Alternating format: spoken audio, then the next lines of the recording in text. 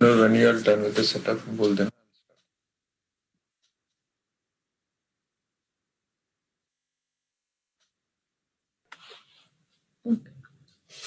Dhanu, are you ready?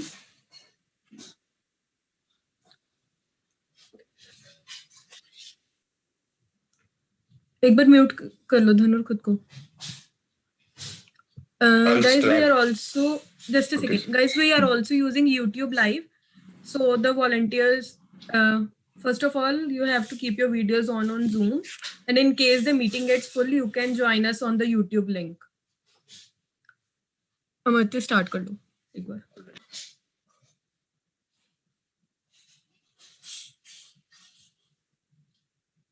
You need to give me access. Oops, just a second.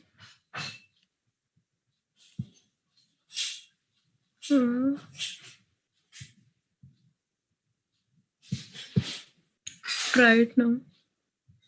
एक second रुको.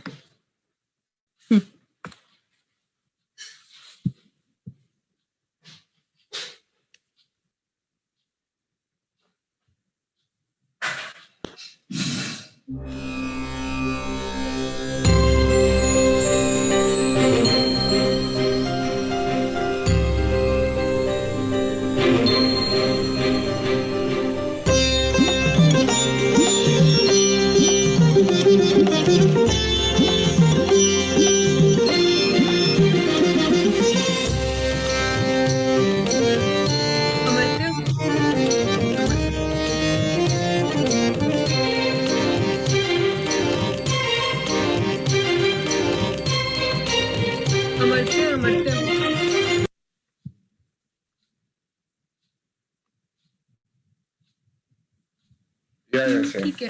It was fine. Lag wag है नहीं ना? नहीं ठीक था. बस तुम्हें ही शेयर करना है ना, और किसी को तो नहीं करना. Yeah.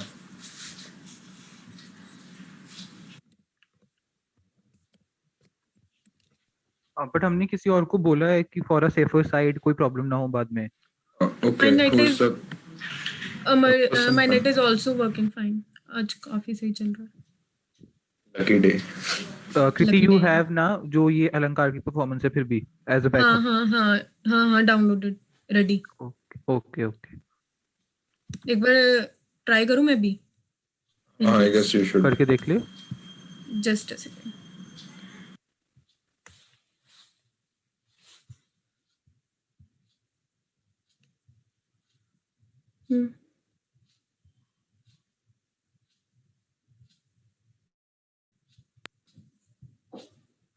अरे यार.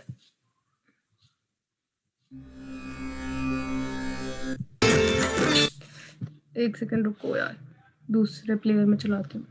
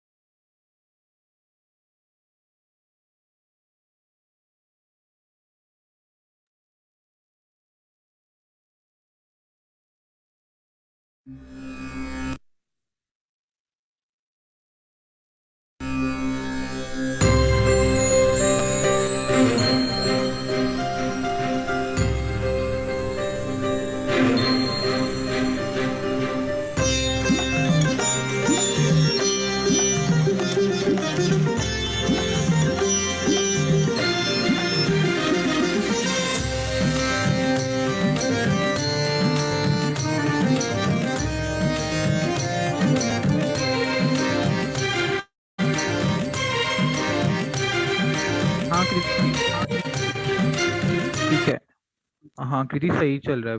थोड़ा सा मतलब वैसे ऑडियो में तो नहीं, विजुअल कभी लैग कभी है वीडियो में थोड़ा। लैग हो रहा है, हाँ, थोड़ा थोड़ा वीडियो में लैग हो रहा है, बट स्टिल ठीक, ऑडियो अमरत्या वाइज का इट्स क्लियर था।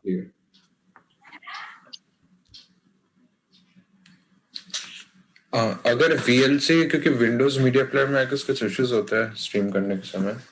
दूसरा अगर कुछ वीडियो प्लेयर है तो you can choose that as well. अच्छा ठीक है, आई विल ट्राई। तब तक नहीं तो तुम्हारा तो है, mine is a backup option है। ठीक है।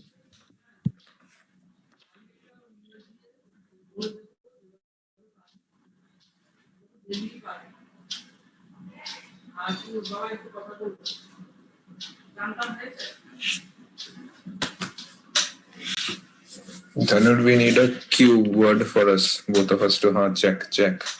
We can like get started with streaming. Okay. Cool. Guys, make sure by 2:55 all of you turn your cameras on, because at 3 principal ma'am and sir will be joining us. By what? What time? 3, around 3. Oh, okay, yeah, cool. Kriti, principal ma'am is coming. It's like finalized now.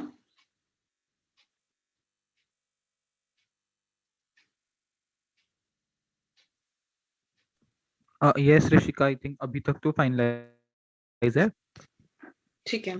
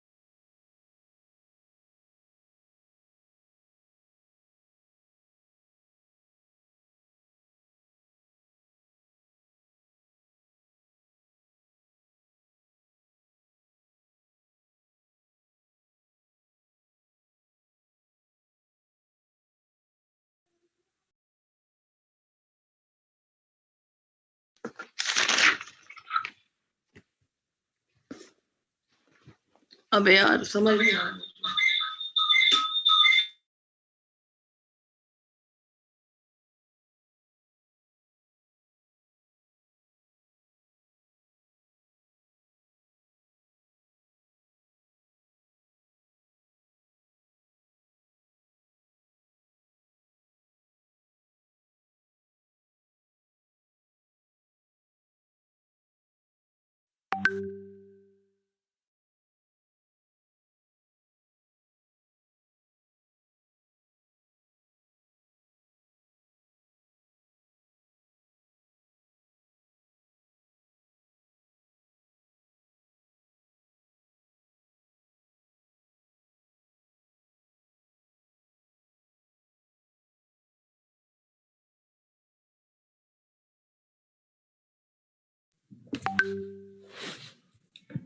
Good afternoon, sir.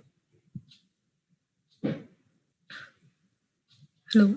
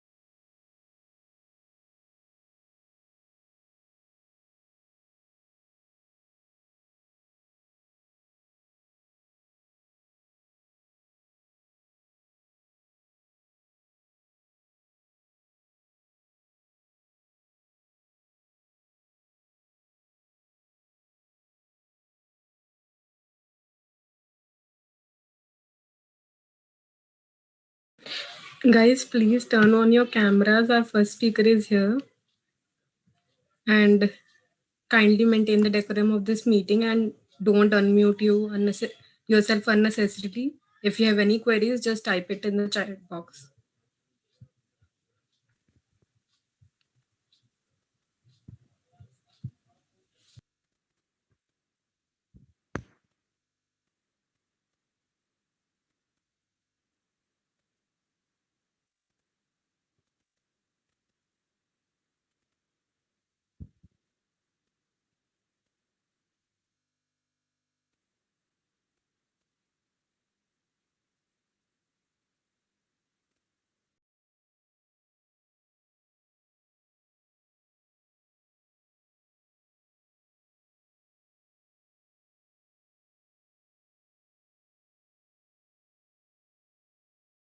Guys, all of you are requested to please switch on your cameras.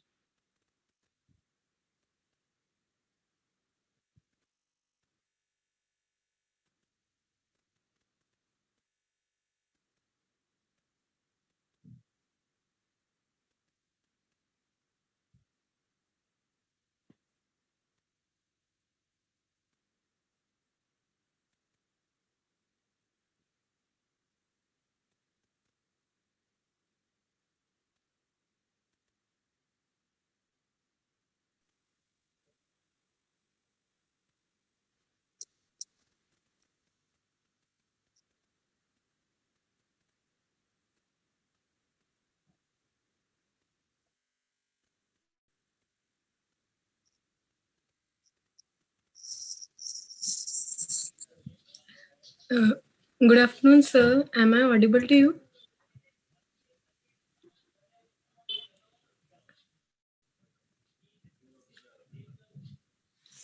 Hello.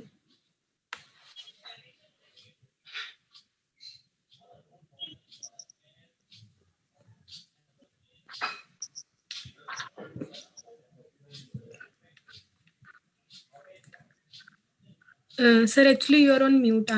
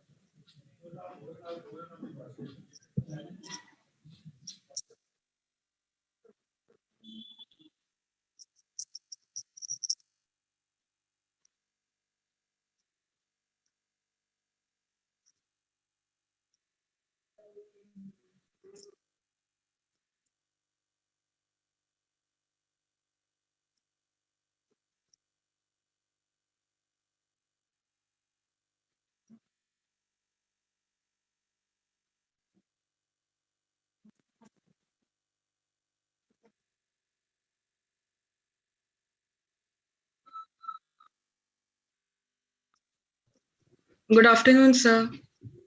Good afternoon.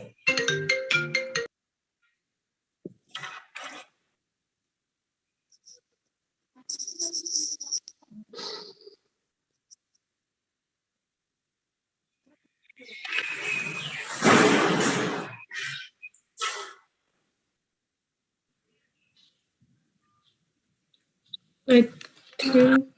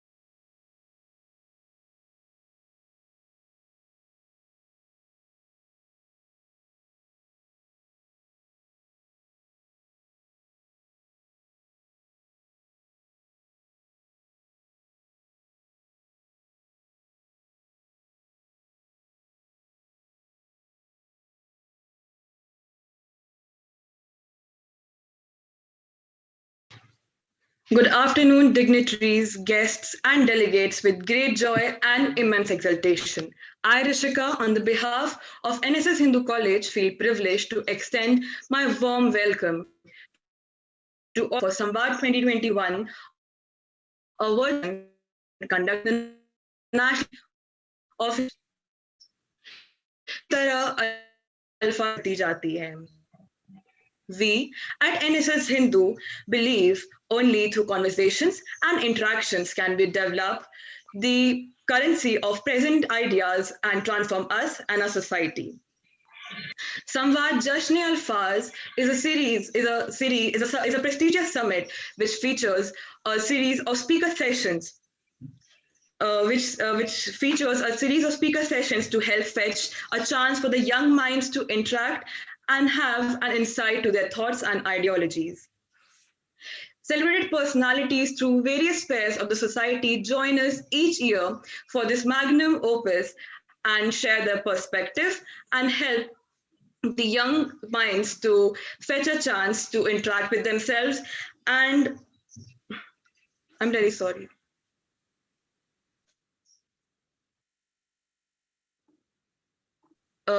There's some issue. I'll just start in 5 minutes. Okay. Can you hear and see me clearly? yes, you're properly audible as well as visible. Okay.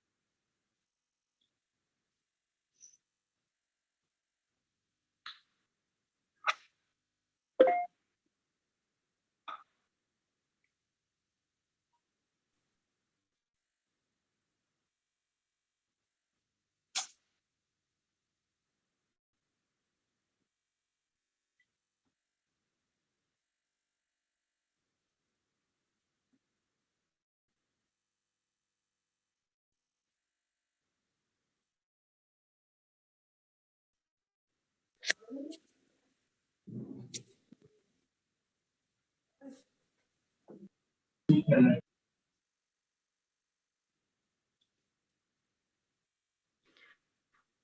really sorry for the inconvenience. I'm facing some bandwidth issues here at my place. I'll start again. Good afternoon, dignitaries, guests, and delegates. With great joy and immense exultation, I, Rishika, on behalf of NSS Hindu College, feel privileged to extend a warm welcome to all presented here for Samvaad 2021, a virtual convocation conducted by the National Service Scheme of Hindu College, University of Delhi. सितारों की तरह अल्फाज की job बढ़ती जाती है. We at NSS Hindu believe only through conversation and interactions can be developed the currency of present ideas and transform our society. Samvaad, Jashn-e-Alfaz is a prestigious summit which features a series of speaker sessions to help fetch the young minds to interact and have an insight to the thoughts and ideologies. Celebrated personalities from various spheres of the society join us each year for this magnum opus and share their perspectives to inspire, catalyze the youth, and ignite the spirit to bring about a change with unity. Owing to the pandemic and carrying the renowned legacy forward, we are proud to host Samvaad 2021 in a virtual setup with the motive to convert potential of youth for sustainable good of all. This year, Samvaad is an interactive session, but also an opportunistic and empowering one. It is an opportunity to associate with institutions and organizations all dedicated towards nation building. Gems of various fields from defense to public speaking, from sports to education, will be joining us today and tomorrow to share their experience, which will surely help inspire us to be an asset for our nation and obviously better individuals. So stay tuned to learn, interact, and evolve with us at Samvaad.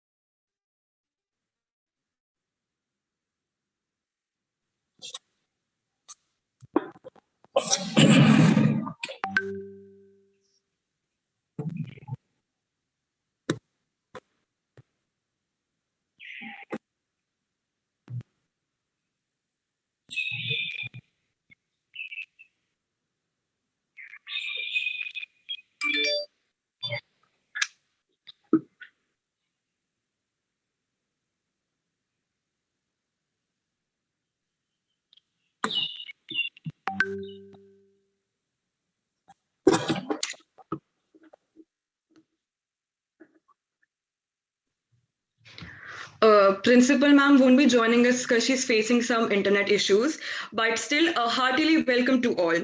I believe it's injustice to proceed to the event without calling upon our pillars of strength, our constant source of motivation, and our wings of flight. We are honored to have Dr. Vijay Garg, our program officer, and we're extremely happy to welcome you, sir. On behalf of NSS, I would thank you for providing your gracious presence and would request you to speak few words of wisdom and enlighten us. धन्यवाद.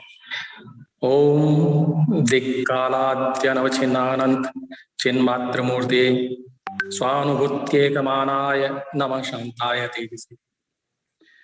आज के इस संवाद कार्यक्रम में जो हिंदू महाविद्यालय की राष्ट्रीय सेवा योजना प्रकोष्ठ के द्वारा आयोजित किया जा रहा है, उसमें आप सभी का हार्दिक अभिनंदन और स्वागत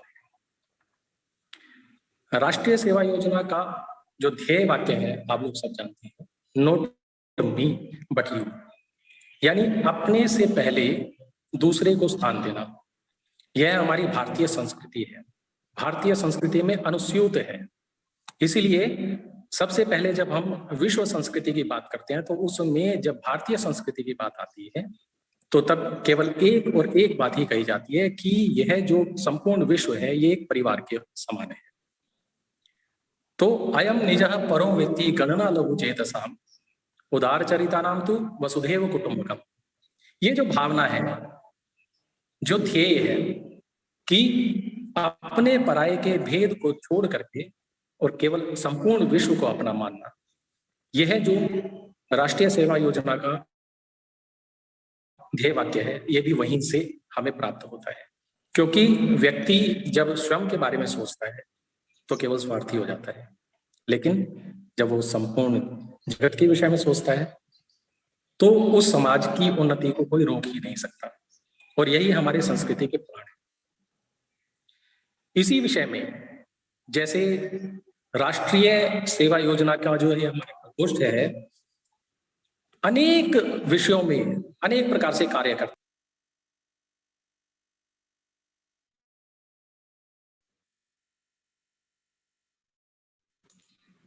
Excuse me, sir. Vijay sir, you're on mute. जैसे जैसे कार्यक्रम चलते रहे, जैसे जैसे हमारे शिक्षण चलते रहे, साथ ही साथ 1899 में जब हिंदू महाविद्यालय की स्थापना हुई, उसके बाद भी हमारे जितने लोग थे वो स्वतंत्रता आंदोलन में जुड़े रहे, बहुत सारे लोग। इनका परिचय आप लोगों को बहुत अच्छे से प्राप्त है। तो उस समय में जब अंग्रेजों को भारत छोड़ने के लिए कहा गया, अंग्रेजों को वापस जाने के लिए कहा गया, तो वो चले गए, लेकिन वो भावना जो हिंदू महाविद्यालय के जन जन में हर छात्र में बसी हुई है, वो आज भी उसी में वैसे ही है। केवल अंग्रेजों की बात नहीं है, केवल छोड़ने की बात है। तो छोड़ना क्या है? हमें बुराई को छोड़ना है, स्वच्छता को अपनाना है। इन सब चीजों को अपनाने के लिए हम लोग जो राष्ट्रीय सेवा योजना का यह प्रकोष्ठ है, ये दिन रात तत्पर रहता है और इस विषय में अनेक कार्यों में संलग्न रहता है। साथ ही चूंकि महाविद्यालय विद्या के मुख्य स्रोत हैं, तो कहा भी गया है कि विद्या ददाति विनयम विनयात याति पात्रताम पात्रत्वात् धनमाप्नोति धनात् धर्म तथा सुखम, कि विद्या से विनय की प्राप्ति होती है। और विनयशील जो व्यक्ति हो जाता है वो स्व के बारे में नहीं सोचता, अपने बारे में नहीं सोचता, सर्वजन हिताय सर्वजन सुखाय यह चिंतन करता है। और यही हमारे छात्रों में भावना सदा से रही है। और जैसे जैसे छात्र आते हैं वो इस भावना से युक्त होते जाते हैं और स्व को छोड़ करके, अपने स्वार्थ को छोड़ करके वो संपूर्ण समाज की सोचते हैं और समाज की उन्नति के बारे में सोचते हैं। और इसी प्रकार से जब व्यक्ति अपने स्व को छोड़ देता है तो वो समाज उन्नति की ओर चलने लगता है, जब हम केवल समाज के विषय में सोचते हैं।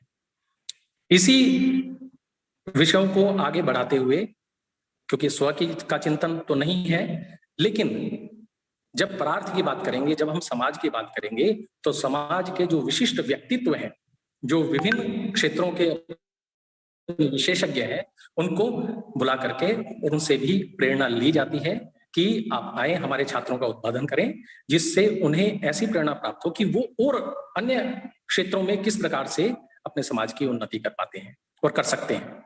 तो ऐसे ही प्रेरणादायक स्रोत हमारे मध्य आज भी विराजमान है और कल भी रहेंगे। मैं उन सबका अपने तरफ से, अपने महाविद्यालय की ओर से, अपने प्राचार्य की ओर से और अपने राष्ट्रीय सेवा योजना प्रकोष्ठ की ओर से आपका हार्दिक अभिनंदन और स्वागत करता हूँ। धन्यवाद। Thank you, sir, for devoting your precious time and endowing young people with your words of wisdom and experience. I would request Yovika, my co-host, to take this event forward. Thank you so much, Rishika. Moving forward, now I would like to request our NSS President, Lakshit, to please share some words with our participants. Thank you, Yuvika. So good afternoon, everyone. Today marks our annual speaker session, and we are proud to be able to host it today. Thank you to each and every one of you for being here with us today. Today marks our journey through all hardships and compromises as we battle our way to bring together this wonderful event. Before we get started, I would like to express my sincere appreciation to all of you who helped us make this event come together to become a success. We couldn't have done it without you. From here on, you'll witness the sheer brilliance brought together by NSS Hindu as we present to you the most stimulating event of the season. This shall be an enriching experience to all those who attend, as we bring a very stellar speaker panel to you for the event. This time, we have made it more grand as people from all across the areas, colleges, and professions shall join us in the fruitful discussion. Well, I don't want to take much of your time. At last, a very warm welcome to each and every one of you. Thank you very much for listening. Thank you so much, Lakshit. Moving forward, music is akin to the stick of a magician. With the healing power it possesses, from taking us to the great heights of happiness, it can soothe with all kinds of emotions and recline one's mood. NSS feels utmost delight to have a breathtaking performance on Samvaad 2021 by Alankar, the Indian Music Society of Hindu College. This society has spread its beauty through music and has been a personal pride of each and every Hinduite.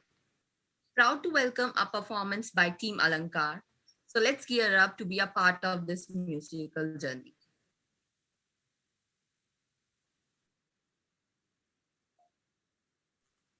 Preeti, could you please give me access? Done now, Bhatta. Thank you.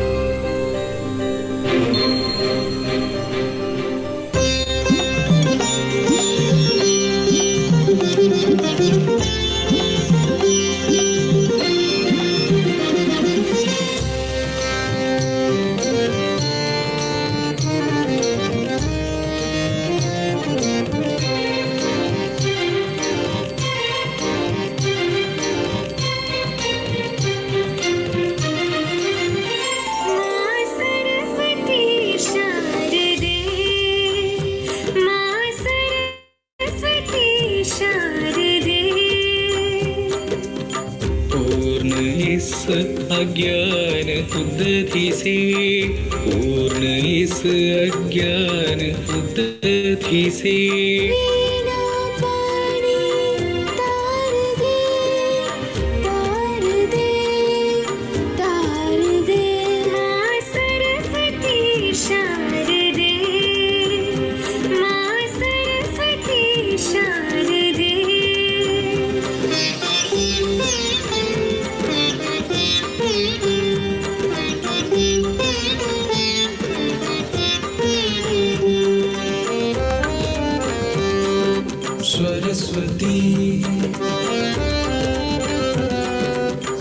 Saraswati शारदे माँ शारदे शारदे माँ शारदे सूर्य ब्रह्म शिव विष्णु गजानन जिन चरणों को सेवते सूर्य ब्रह्म शिव विष्णु गजानन जिन चरणों को सेवते शिशु है अज्ञानी माता इन चरणों का प्यार दे वीणा पाणी तार दे तार दे तार दे माँ सरस्वती शारदे माँ सरस्वती शारदे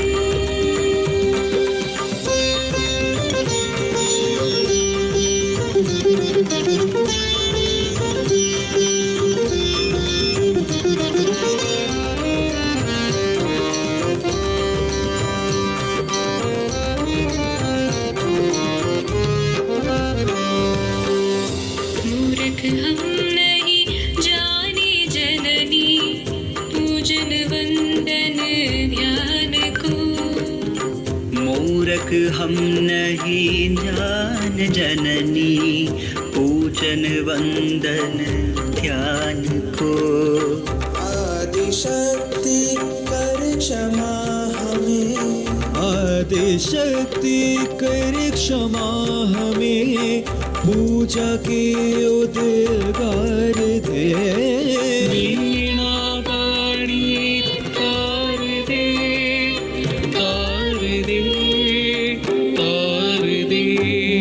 सरस्वती शारदे माँ सरस्वती शारदे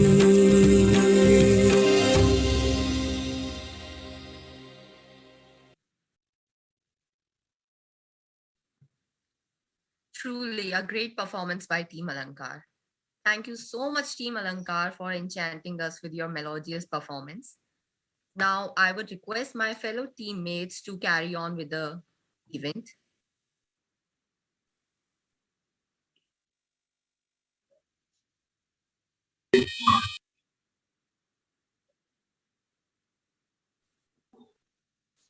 A very good afternoon to everyone present here. I am Divyanshu Rana from NSS Hindu College. So, the first speaker on board for Samvaad 2021 is retired Major General Ramo Sager. He has been an army man, a pilot, a sea diver, and former head of Army Air Defense College. Apart from that, he is also a social activist and has headed 2 NGOs in the field of education and disaster management. So, I welcome you, sir, on behalf of everyone present here and request you to enlighten us with your words. Thank you. Thank you very much. Good afternoon, ladies and gentlemen. It's indeed an honor, a privilege to be speaking to some of the finest and most promising young boys and girls of my country. My thanks to Hindu College and Kriti, who had been interacting with me right through for this invite. Before I say something about what I'm going to say, I would also like to thank Team Alankar for actually regaling us with some of the absolute outstanding music. I thoroughly enjoyed it. It reminded me of my wife, who's been a Hollywood actress and had done classical music in sitar, tabla, and harmonium, and I saw all of them being played there. And my younger daughter, as well as my granddaughter, are learning classical music vocal. To that extent, it was a delight to be listening to you. Today, I'm going to narrate to you the story of my family from my grandfather days to the present times, and I'm sure it will go a long way in giving some very subtle lessons to all of you, as well as motivate and inspire you. I was born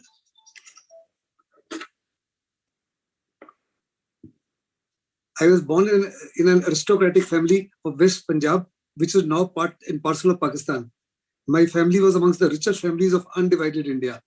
My great-grandfather was the first Indian to be governor of Jammu and Kashmir, and my grandfather was the first Indian to be inspector of Post and Telegraph Services India, which is equivalent to Postmaster General India as of today.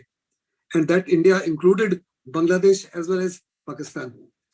We had 2 houses on opposite sides of the road, and between them, they had over 100 fully furnished rooms. When Maharaja Ranjit Singh was returning back from Kabul after a splendid victory, his entire family was taken care of by my grandfather for 15 days. And when he left for Amritsar, he presented 100 horses to him. Like the famous Rajiv Chowk in Delhi, Pakistan still has a Pindi Chowk dedicated to my great-grandfather, Shri Pindidas Sehgal, in a city called Pindadan Khan. He was also known colloquially as the Raja of Multan. However, several tragedies struck my family. My great-grandfather died rather tragically in 1908, and the Spanish flu, which is akin to the present pandemic, took away my grandfather in 1919. My father was 2 months old when he lost his mother and 6 months old when he lost his father. These tragedies notwithstanding, the family still continued to be exceptionally prosperous. My father was 29 years old. We had come to Shimla for a marriage when the country got partitioned, Pakistan and India. My father was 29 years old with a wife and 4 children. In one fell swoop, he became from a prince to a pauper. He took that tragedy in his stride, sought no help or indulgence from anyone, and with utmost confidence and belief in himself, steered the family through very, very difficult times. He told us that his parents had given him outstanding education and tons of self-confidence. Jinko koi chor va daku nahi chhin sakta. And that is what saw him through. In those days, there were very, very few people who used to be graduates. In whole of Punjab, that is Indian Punjab and Pakistani Punjab, there were just 2 MAs, he being one of them. Though his parents were extremely well off, no child was pampered. The importance of education, discipline, focused, humaneness and compassion were ingrained into them. And he passed on the same legacy in turn to us.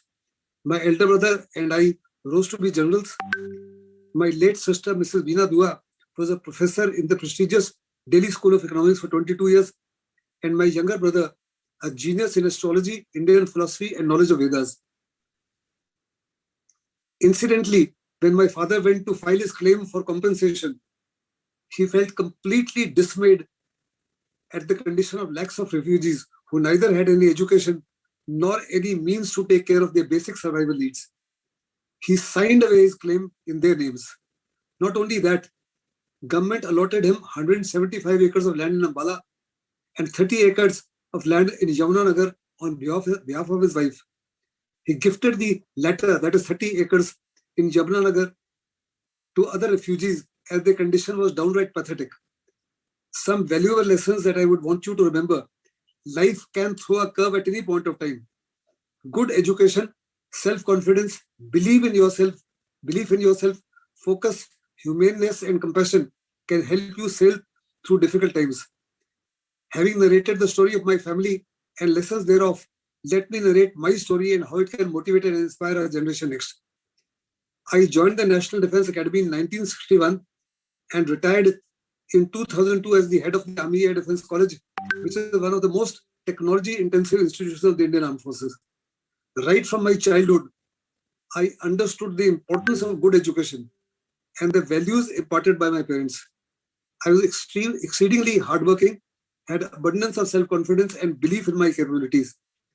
At an early stage in life, I understood the importance of time and mind management and positive attitude. My mother taught us the importance of positivity. She told us to shun negativities such as jealousy, hatred, deviousness, anger, and lust. As she said, these would derail and defocus you. As a consequence, I was a topper throughout. My lexicon used to be, which I put it on my study table, the difficult I will do at once. The impossible may take a little longer. Though I was from science stream in school, in NDA I pursued arts. That notwithstanding, I managed to get into Army Aviation, which was an absolute rarity for an arts graduate, and went on to become one of the founding fathers of Army Aviation. I was part of General Sundarji's team, who convinced Prime Minister Rajiv Gandhi on the need for bifurcating air observation posts from the Air Force. The struggle for the same lasted over 22 years. While in service, I participated in 1965, 71 and 1999 Kargil Wars and have served in all difficult areas that include Siachen, Sikkim, the Northeast, and the gruesome summers of Rajasthan and Gujarat. Incidentally, where we've got a mega standoff with China, I was posted in Ladakh for about 3 to 4 years. And as a helicopter unit commander, I know the entire area better than the palm of my own hand. And I assure you that there is no way that China can get better of us. Along the line of actual control, I've flown along the entire line of actual control from Ladakh to Arunachal. On 80% of areas, we completely dominate. And we can make a mess meat of the Chinese, should there ever be a need to do so. Hence, there is no need to worry. Chinese are devious people. We've got to be very careful of their intentions. But suffice to say, I leave it at that. I always led from the front through personal example and could outperform my subordinates in almost everything. As potential leaders, that is the only way your troops or those under you would respect you and have complete faith and trust in your leadership. You must have the capacity to demonstrate from the front. Interestingly, throughout my service, I never lost my cool or used harsh or abusive language against my subordinates, as I always felt that was an unequal battle. I had the power of pen over them and I had the power of command over them, whereas they did not have similar powers. And not once did I compromise my principles as far as seniors are concerned. With great care, deliberation, and thought, I groomed my subordinates, several of whom went on to become major generals and lieutenant generals. In fact, my adjutant, who was my principal staff officer, is sooner than later going to take over the command of the prestigious Western Army. Earlier, he had commanded a corps, 33 Corps, against the Chinese in Eastern sector, and prior to that, he was the GOC of 15 Div in Amritsar. In 1967, I fell in love with a girl from Banaras Hindu University, who was colloquially known as the Madhubala of the university, and went on to marry her in 1970. Incidentally, while she was in BHU, she acted in a Hollywood movie called East Meets West, wherein she played sitar with the greatest maestro, Shri Ravi Shankar. She went on to top the Banaras Hindu University in history and later became a very successful teacher with the Central School. Twice she was honored for being the best history teacher, once amongst the KV schools and next time again amongst the all schools in northern India. I was involved with insurgency in Punjab for 8 years. That is the time when my children were in approximately class 7 and 8. During my absence, my wife groomed our daughters with great care, thought and finesse and passed on the values that we inherited from our parents. Both my daughters did us proud by topping the Delhi University and in 2 successive years. Both were from Miranda College and both went on to top the Delhi University in sociology honors. And thereafter, they carved a niche for themselves globally. My elder daughter was recognized for her contribution to travel and tourism by South Korea, by China and United States, and was twice honored by 2 presidents of India, Pratibha Patil in 2012 and Pranab Mukherjee in 2014.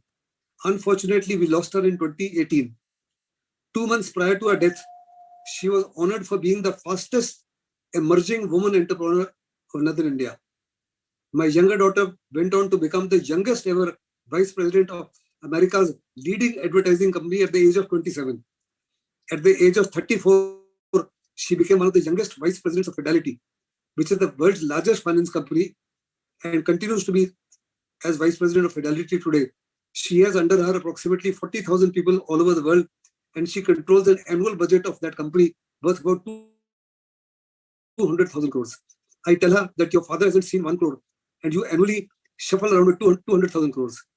Coming back to my aviation days, I undertook several exceedingly risky mercy missions and saved perhaps more than 100 lives. I will narrate just one such incident. This incident dates back to 1974. At that point of time, I was on a helicopter flight at Srinagar. One afternoon, as we were about to pack off for the day, we got a request for an urgent helicopter evacuation. 8 of our soldiers were critically wounded in Gurez sector of North Kashmir due to sudden, unprovoked shelling by Pakistan. This place, ladies and gentlemen, is in the news almost every second, third day because that is operation route and is 50 kilometers northeast of Srinagar amidst thickly forested mountains. Late come to an area, no flying o'clock, as thereafter its speeds became hazardous and unmanageable. The helicopter was tossed around like a piece of paper, with the pilot being reduced to a mere spectator. Besides, in 1974, the army helicopters did not have the requisite capability in terms of instrumentation for night flying. In spite of these constraints, the army commander asked for volunteers to undertake the highly dangerous and near impossible mission. And why the army commander approached us? Because the senior service was Air Force. Air Force made desperate attempts to reach that place and rescue those people. They tried their missions from Srinagar as well as from there, but they failed to reach there. Then the army commander flew in from Udhampur, and said that I must make an effort to pull these people back. And in the process, even if I lose 1 or 2 helicopters and lose 1 or 2 pilots, a very important lesson will be sent across to the troops that the Indian army officer always is willing to sacrifice his life for his troops. In spite of these constraints, the army commander asked for volunteers to undertake this highly difficult mission. I and Colonel Thadani, the 2 flight commanders at Srinagar, volunteered. Thadani was a bachelor, a junior of mine, while I was married and had 2 young daughters, aged 3 years and 3 weeks. Both of us had the highest instrument rating of Master Green. Interestingly, I had never flown into that area, Gurez, even by day, as my area of operations was Ladakh. By the time we reached Gurez, the entire area was absolutely and totally pitch dark.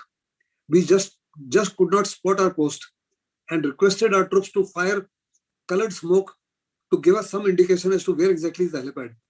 The moment the smoke canister was fired, the Pakis smelled a kill and they started shelling the area very heavily, backed by intense machine gun fire. It was almost impossible to approach the site. Colonel Thadani asked me as to what were my orders, I being the senior. I said, though the mission is fraught with danger, I can see the helipad and I'm going ahead. His response was equally brusque. He said, kindly leave place for my helicopter. I am following. Because of limited space in the helicopter, we could only pick up 4 casualties at a time, 2 in each helicopter. Hence, we had to go back the second time, which was even riskier, to pick up the rest. By 9 p.m., we succeeded in evacuating all our injured troops. In the armed forces, we firmly believe in the Shakespearean dictum that cowards die many times before their death. The valiant never taste of death but once. On landing back, we noticed that each of the helicopters had taken several hits. We were fortunate that the bullets did not hit us or any sensitive portion of the helicopter.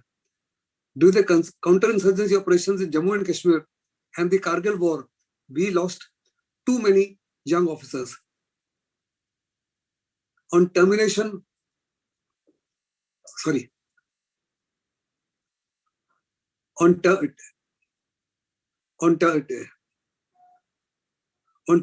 the Kargil war, I was posted as commander of the Junior Commanders Wing in the Army War College. I was assigned the onerous task of rejuvenating training at the cutting edge so as to cut down the losses of young officers to absolute minimum. Ladies and gentlemen, the world over, the commander of this wing is invariably an officer from either the infantry or the armored corps, as they constitute the bulk of the army up to 80%. I was the first ever air defense officer, which constitutes only 2% of the Indian Army, to be assigned this task. Not only was I required to train captains and majors of the Indian Army, but I also went on to train officers of 30 other armies, including the United States Army, for operations in Iraq. I succeeded in changing the rules of the game and ushered in absolute and total unpredictability. The enemy could no longer read our intent or future course of action. The net result was that losses of young officers declined by an order of magnitude. In fact, you'll be very happy to know that I had said loud and clear that in the next 5 years, there will be no young officer who will be lost to Pakistan because of any professional deficiency. If he goes into a khud, etc., that's a different. And for full thereafter, not a single young officer lost his life. On completion of technologies that could transform India, and I was talking on technologies where Modi's vision finished, my vision started. After hearing me for about 45 minutes, I was closely questioned for about 1.5 hours. And at the end of my talk, the director walked up, Sudhir Kumar, and said in the 25 years of his association with IIT Delhi, he had never ever heard a talk of this variety. Post-retirement, my story is perhaps even more inspirational. Within 10 days of my retirement, I was offered the job of managing director by Reliance. Reliance, as you know, is the foremost industrial house in India, and MD of Reliance means a huge jump in status, pay and perks and everything else. I declined the offer. Thereafter, I was appointed a director of Heritage University. I resigned within a week as my intention was to work for the underprivileged youth, and I had too many differences of perception and opinion with Dr. Ashok Chauhan, the proprietor of or the founder of MIT. 3 years back, I was offered chairmanship of 50,000 small-scale and medium-scale industries in Haryana and Punjab. Once again, I declined the offer as I did not want to be defocused from my principal desire of strengthening our generation next. I'm a firm believer that if India has to be turned around and we got to carve out a niche for ourselves at the global level, we have got to reach out very strongly and very solidly to the generation next, whom I have the opportunity of addressing. I traveled in the last about 10 years, 300,000 kilometers and reached out to children of over 5,000 schools, colleges, IITs and IMs and several universities in 25 states of India. My contribution has been totally gratis. Till date, I have sought no funds from anyone whatsoever. An absolute record of sorts the world over. Normally, the NGO says that if we don't have money, how do we reach out? I wrote to all the chief ministers of the states concerned that I've been an instructor at the NDA, I've been an instructor at the Officer Training Academy. I was heading the Army War College Junior Commanders Wing, where I trained officers of 38 countries, and I headed one of the most technology-intensive institutions of India. I want to reach out to your children absolutely and totally gratis, but logistics would have to be taken care of by you. Little did I know what I was asking for. I received invitations from everywhere. In fact, the invitations were so huge that till date I cannot catch up with them. In 2004, I became a director of Bharatiya Jan Center, which is a Pune-based NGO working in the field of education and disaster management. It is in 2004, when I was the director of this NGO, that tsunami struck. Within a matter of minutes, 400 schools and 10 hospitals in Andaman and Nicobar ceased to exist. As a director of Bharatiya Jan Center, I appealed to the government and all major industrialists and industrial houses of the country for funds to reconstruct them. There were no schools for the children to go to, and there were no hospitals for the young women, pregnant otherwise, or the elderly to go to. However, we received no response whatsoever from anybody in the country. Then I decided to solicit funds from Bill Gates and Bill Clinton Foundation. I thought out of the box and decided to write to them. I dare say the strength of my letter was so amazing. It was just a 3/4 paragraph letter that within 7 days, I received a check of 11 crores from Bill Clinton Foundation. The balance needs thereafter were provided by the Jain community in India. Normally, it takes approximately a year plus to construct one school, and even more time than that to construct a hospital. You'll be amazed, we succeeded in constructing 400 schools and 10 hospitals within 1.5 years. I personally rang up the President of India.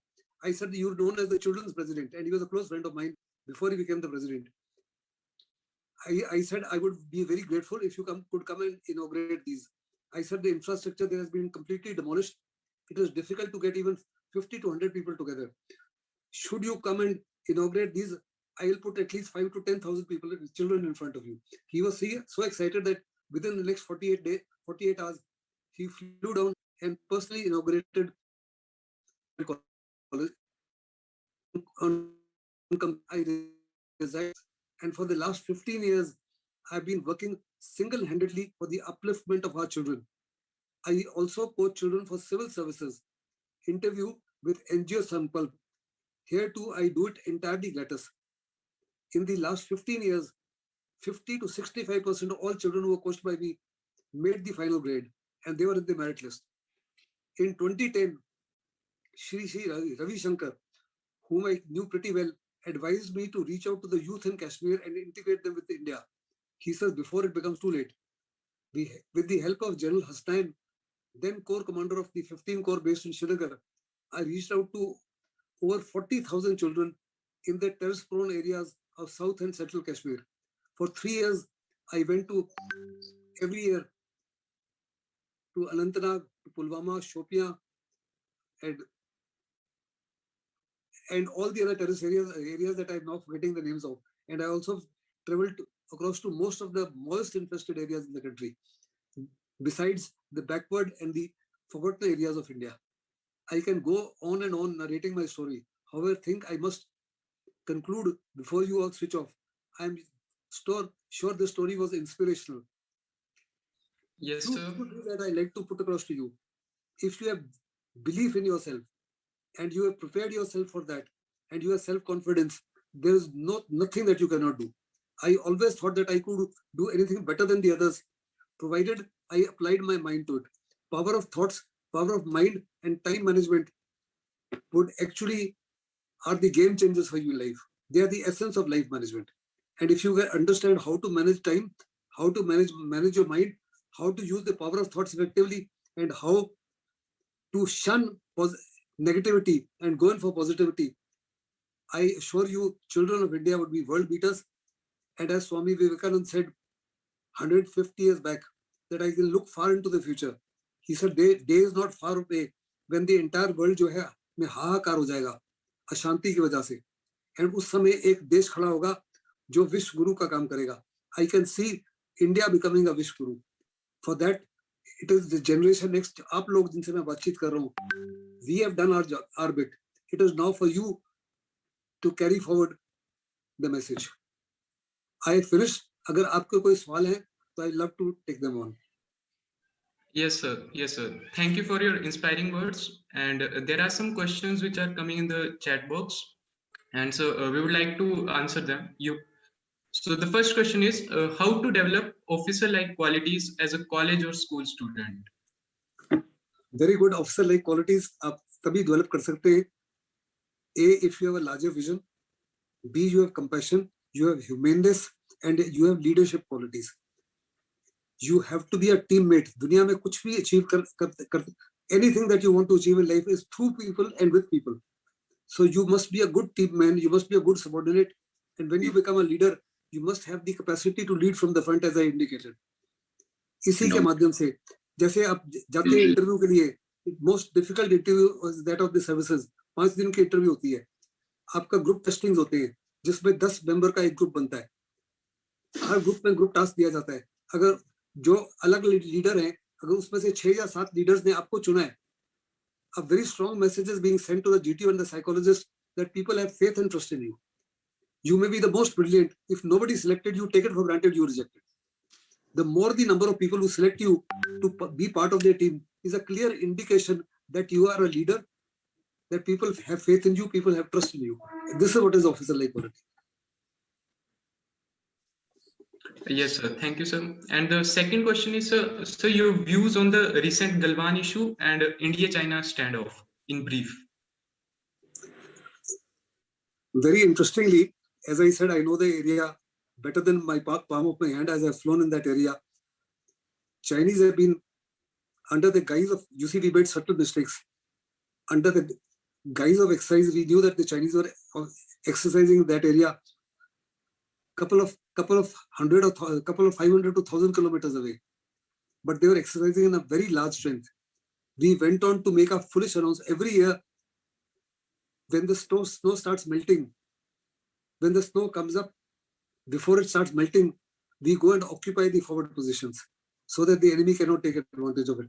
This year, because of the pandemic, we went on record to announce that this year we will not take up those positions. The Chinese felt an opportunity and moved in a very major way. And before we could say Jack Robins, almost 50,000 of their troops were on our borders, starting from Deep Sang in the north, just south of Karakoram Pass. Then on to right was the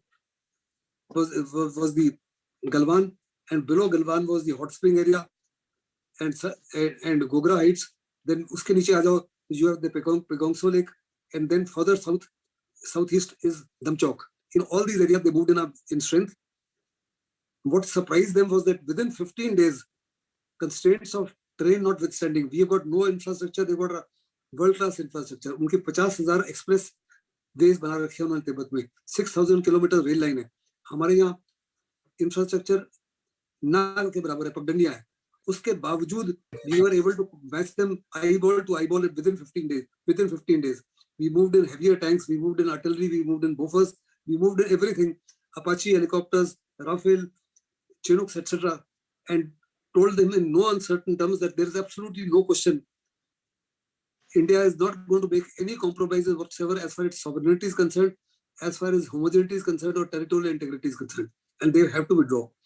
तो वो मान गए after a series of two-way dialogue कि हम गलवान से पीछे हट जाएंगे. And what was agreed was that physical verification will be done by both sides. तो उस दिन Colonel Babu, along with 19 other people, that is total 20 people, went to carry out a physical checkup whether वो गए कि नहीं. When they went for that physical checkup, उन्होंने अचानक से उनको मारना शुरू किया with all sorts of pristine weapons जो middle ages में इस्तेमाल करते हैं, bamboos, sticks जिनके आगे बार्ब वायर लगी थी, धा वगैरह के साथ में, and हमारे जवान निहत्थे थे. उसके बावजूद जब हमारी बटालियन जो पीछे थी उनको पता लगा कि उनके कमांडिंग ऑफिसर मारे गए हैं. Commanding officer is the father of the battalion. तो वो इतने गुस्से में आ गए कि वो they rushed forward, and in hand-to-hand fight, we killed approximately 106 Chinese. Though हम officially claim करते हैं कि 45 because China ने हमसे इजाजत ली अपने हेलीकॉप्टर्स को लाने के लिए, अपने कैजुअलिटी को उठाने के लिए, and we counted them to lifting 45 casualties. Americans ने 106 graves दिखाई हैं अपने सैटेलाइट के माध्यम से कि 106 graves exist there. चाइना ने अभी कबूल किया 8 महीने के बाद में कि उनके 4 जवान मारे गए और एक कमांडर जो है वो घायल हुआ. So Galwan is the turning point. Chinese realise की इवन थे हिंदुस्तानी इतने मजबूत हैं, इतने तकड़े हैं कि उनके सामने अगर टक्कर ली तो उनके लिए फायदेमंद नहीं होगा। फिर जहां तक पेगोंगसो का इलाका है, Chinese had come and occupied finger 4 तक। With the result they were completely dominating the पेगोंगसो lake. उससे उनको दो फायदे थे। अगर वो लेक के ऊपर हमला करना चाहते हैं तो दो रास्ते जाते हैं, एक पेगोंगसो के नॉर्थ से और एक पेगोंगसो के साउथ से, और दोनों ही रास्तों के ऊपर they had occupied dominating positions. बड़े सोच समझ के बाद में this happened in the month of May June. On 29th and 30th August, Hindustan की फौज ने एक टॉप सीक्रेट ऑपरेशन किया, जहां एस्टेब्लिशमेंट 22 जो चक्राता देहरादून में है, वहां से एक तिब्बतन बटालियन को उठाया जो सुपर कमांडोज है, और उन्होंने एक अचानक हमले में नाइट 29-30 अगस्त को चाइना को पूरे सदर्न हाइट से जो कैलाश रेंज है which dominates पेगोंगसो, उसके ऊपर कब्जा किया। चाइनीज कुछ ट्रुप्स थे उनको भगा दिया वहां से। दूसरा जो स्पंगूर गैप है जिसके बीच में से टैंक और बख्तरबंद गाड़ियां आ सकती हैं, दोनों साइड में हम ही हो गए। फिर जो दो पासेज है रजांगला एंड रचनला, उन पासेज के भी दोनों शोल्डर्स हमने पकड़ लिए। यानी दूसरे लफ्जों में उस इलाके में it was a massacre for China should they taken any कोई भी हमारे साथ छेड़खानी करते हैं तो they would have been wiped out. उनकी जो मोल्डो में ब्रिगेड है जहाँ पे बातचीत होती है, that was at a mercy right through. So seeing this they eventually agreed to pull back from Pagongso, provided we also vacate the Kailash range, which we've done so. But we said कि आपको सारी जगह से पीछे हटना पड़ेगा, लेकिन Chinese को आप ट्रस्ट नहीं कर सकते। उन्होंने यहाँ से जो पीछे निकाली है वही टैंक्स, वही बख्तरबंद गाड़ियां, वही मिसाइल, वही आर्टिलरी दूसरी जगह लगाई है। As far as Deep Sang is concerned, it is going to be the most difficult thing to get them out from there. 1962 से वो इस इलाके से इंटरेस्टेड है। अगर वो दीप सांग को कैप्चर कर लेते हैं तो जो हमने नई सड़क बनाई जो दारबुक से जाती है दौलत बेग ओल्दी को एंड ऑन टू फर्दर कच्चा रोड ऑन टू काराकोरम पास, उसको काट सकते हैं, उसको डोमिनेट कर सकते हैं। दूसरा जो हमारे वहां पे सबसे ऊंचा दुनिया का एयरफील्ड है eight Daulat Beg ओल्दी at about 17,200 feet, उसको भी एक किस्म से कर सकते हैं। तीसरा, अगर वो उस एरिया में पहुंच जाते हैं तो चाइना और पाकिस्तान जो है काराकोरम को कैप्चर कर लेते हैं, लिंक हो सकते हैं। लिंक होने से हिंदुस्तान की पोजीशन जो है सियाचिन के लिए टोटली अनटेनेबल हो जाएगी, वी विल लूज सियाचिन। दूसरा जो उनको बड़ा खतरा है, आपको याद होगा जब हमने आर्टिकल 370 और 35A एब्रोगेट किया तो अमित शाह ने लोकसभा में कहा हम एक्साइचन एरिया लेकर रहेंगे। जो उनकी नेशनल हाईवे है जो एक्साइचन जिसमें बनाया है दीप सांग से और दमचौक से, हम उस रोड को आसानी से काट सकते हैं। इसलिए they try to strengthen those position so that we are not in. दूसरा, उनका जो काराकोरम हाईवे है विच लिंक्स पाकिस्तान, जिसके माध्यम से वो काफी कुछ भेजते हैं पाकिस्तान को, मिलिट्री हार्डवेयर एक्सेट्रा, उसको हम आसानी से काट सकते हैं। और तीसरा जो उसको सबसे चिंताजनक है, उसने $62 बिलियन खर्च किए सीपैक बनाने के लिए। हिंदुस्तान की फौज जो है वो सीपैक को काट सकती है और उसके $62 बिलियन को जीरो कर सकती है। इसलिए अपने आप को मजबूती देने के लिए उस एरिया में I am not sure that whether Chinese will ever agree to pull back. This will be the most difficult negotiation. Let's hope what the future holds, nobody nose.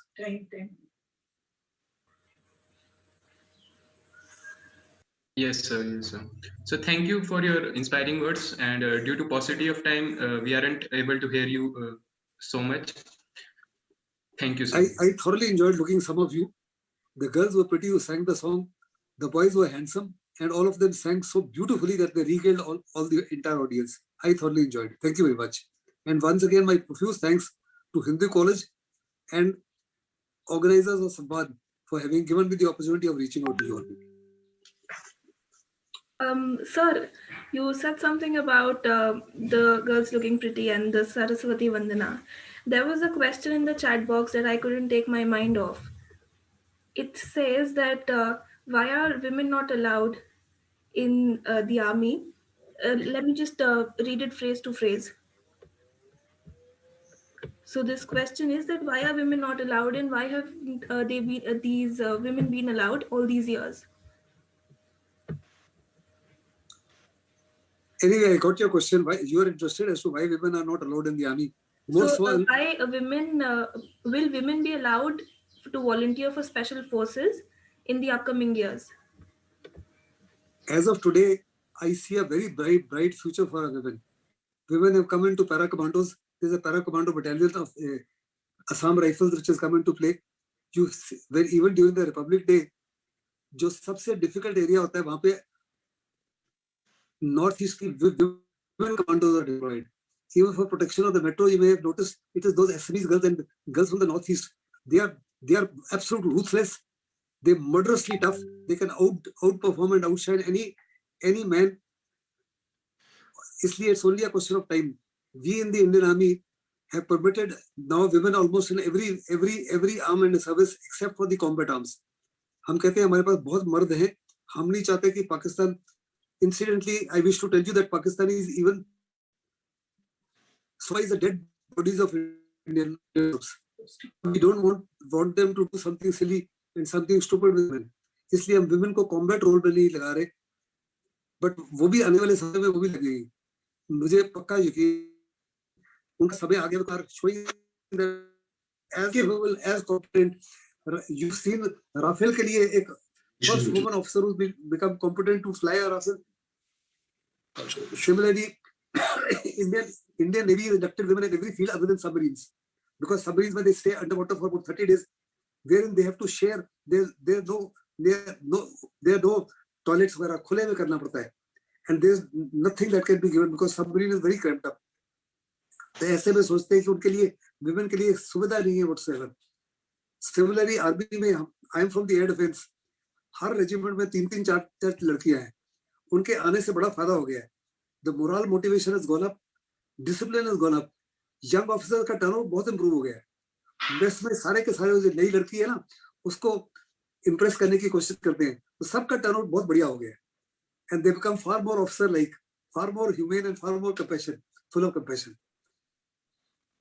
इसलिए रोका नहीं जा सकता. Supreme court is also saying that please ensure that the women are given permanent commission.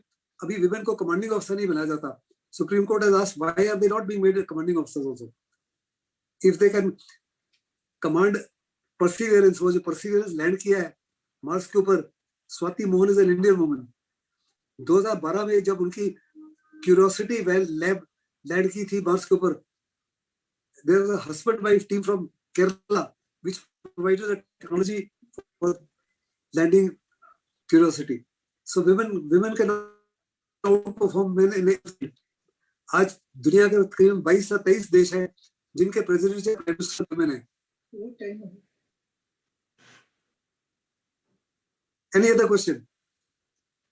I hope that lady who asked me the question, I hope you are going to join the armed forces. We'll love to have you. Sir, this question was from Sharanya. I just put it out to you.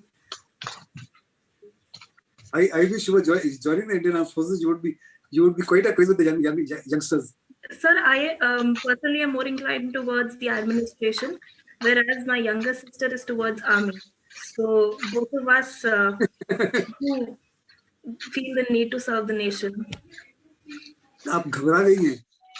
Army takes the utmost care of women. It's only the army where there, even if a second lieutenant woman was the junior most, when an army commander or the chief comes, the chief अगर बैठा हुआ है, if woman enters, the chief gets up and wishes her. Nowhere in the civil society this happens. Her party में women are the ones who are told to eat first, men folk follow. It's the other way in the civil. So जो इज्जत हम औरतों को देते हैं, वो तो कमाल की है, उसमें भी कि civil में नहीं है. Yes, sir, and I'm very sure of that.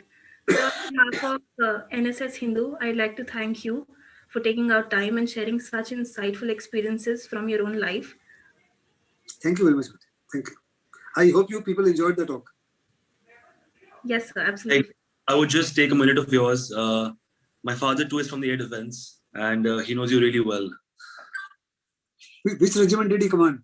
So he commanded the AD College, Gopalpur, Colonel G.S. Bandhari. Colonel?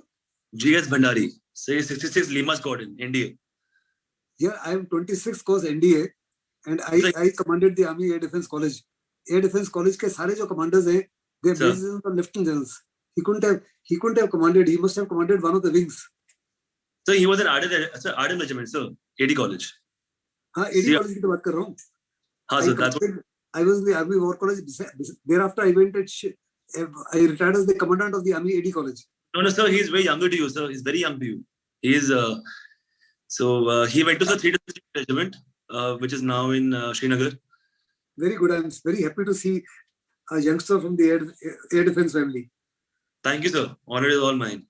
Really. मजा आ गया.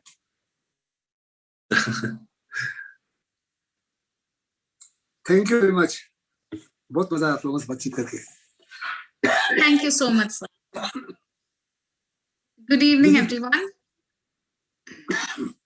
आप मेरे को फीडबैक भेजेंगे? Sure, sir. So we have a lot of replies coming in the chat box of how much the students enjoyed your session.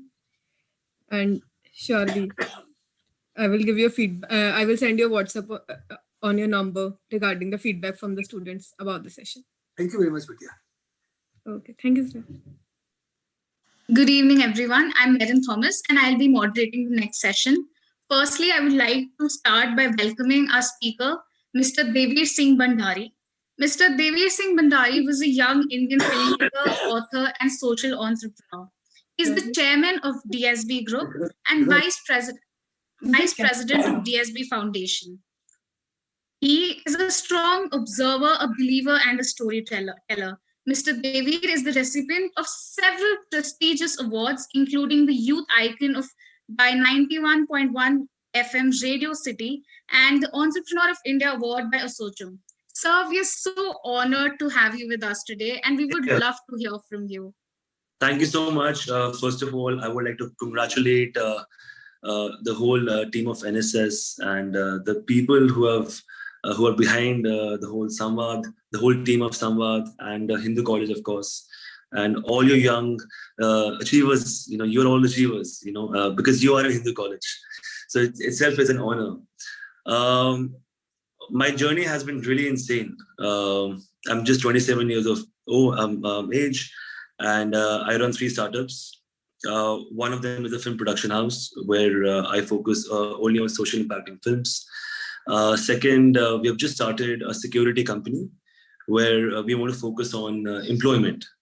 It's a security company. And third is our foundation where we're doing some massive work towards nation building, like road safety, environment, and health. So, my schooling was from Army School, Dholakwa, and then I did a bit of my schooling from GD Goenka World School. I shifted from Goenka to Army because mother wanted me to see the real life, and that is only possible, you know, when you're in Army school. You see the real country, you make real friends there. Then I went to do my college from Amity University, where in my 3rd year, I had the honor of interning with Yash Raj Films Bombay, where I was in the marketing team for Gunde and Bevkufia. I'm sure you must have all seen that movie. Then I came back and like a typical, I want to do my own thing. And my parents were very supportive. I see my mother is also watching me. I think this is the first time I'm seeing my mother watch me on a live session. So we found our own production house where my first film was focusing on cancer awareness for the South nations and Delhi government. Then second film was for Amity University, for the Amity Humanity Foundation. That film is very close to me because, you know, being an Amity pass out and, you know, where they have their own whole new wing of film course, you know, they gave me the opportunity to, you know, make a film for such a prestigious university. Lots of things happened. I joined the Young Indians of CII. I became the youngest chair for road safety for 3 years, where we worked massively on road safety, pedestrian safety. We worked with Diageo, with Harley Davidson, with NDTV, and we did like cross-stage campaigns on various issues. Then I started focusing on environment.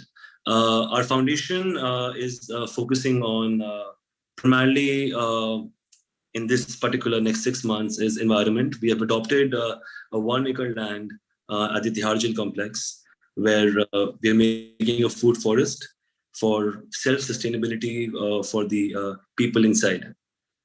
And also the idea of a smart organic vegetable startup where they can earn some revenue from selling organic vegetables. What next happened was one of my dreams coming to reality. I'm going to share this with you guys.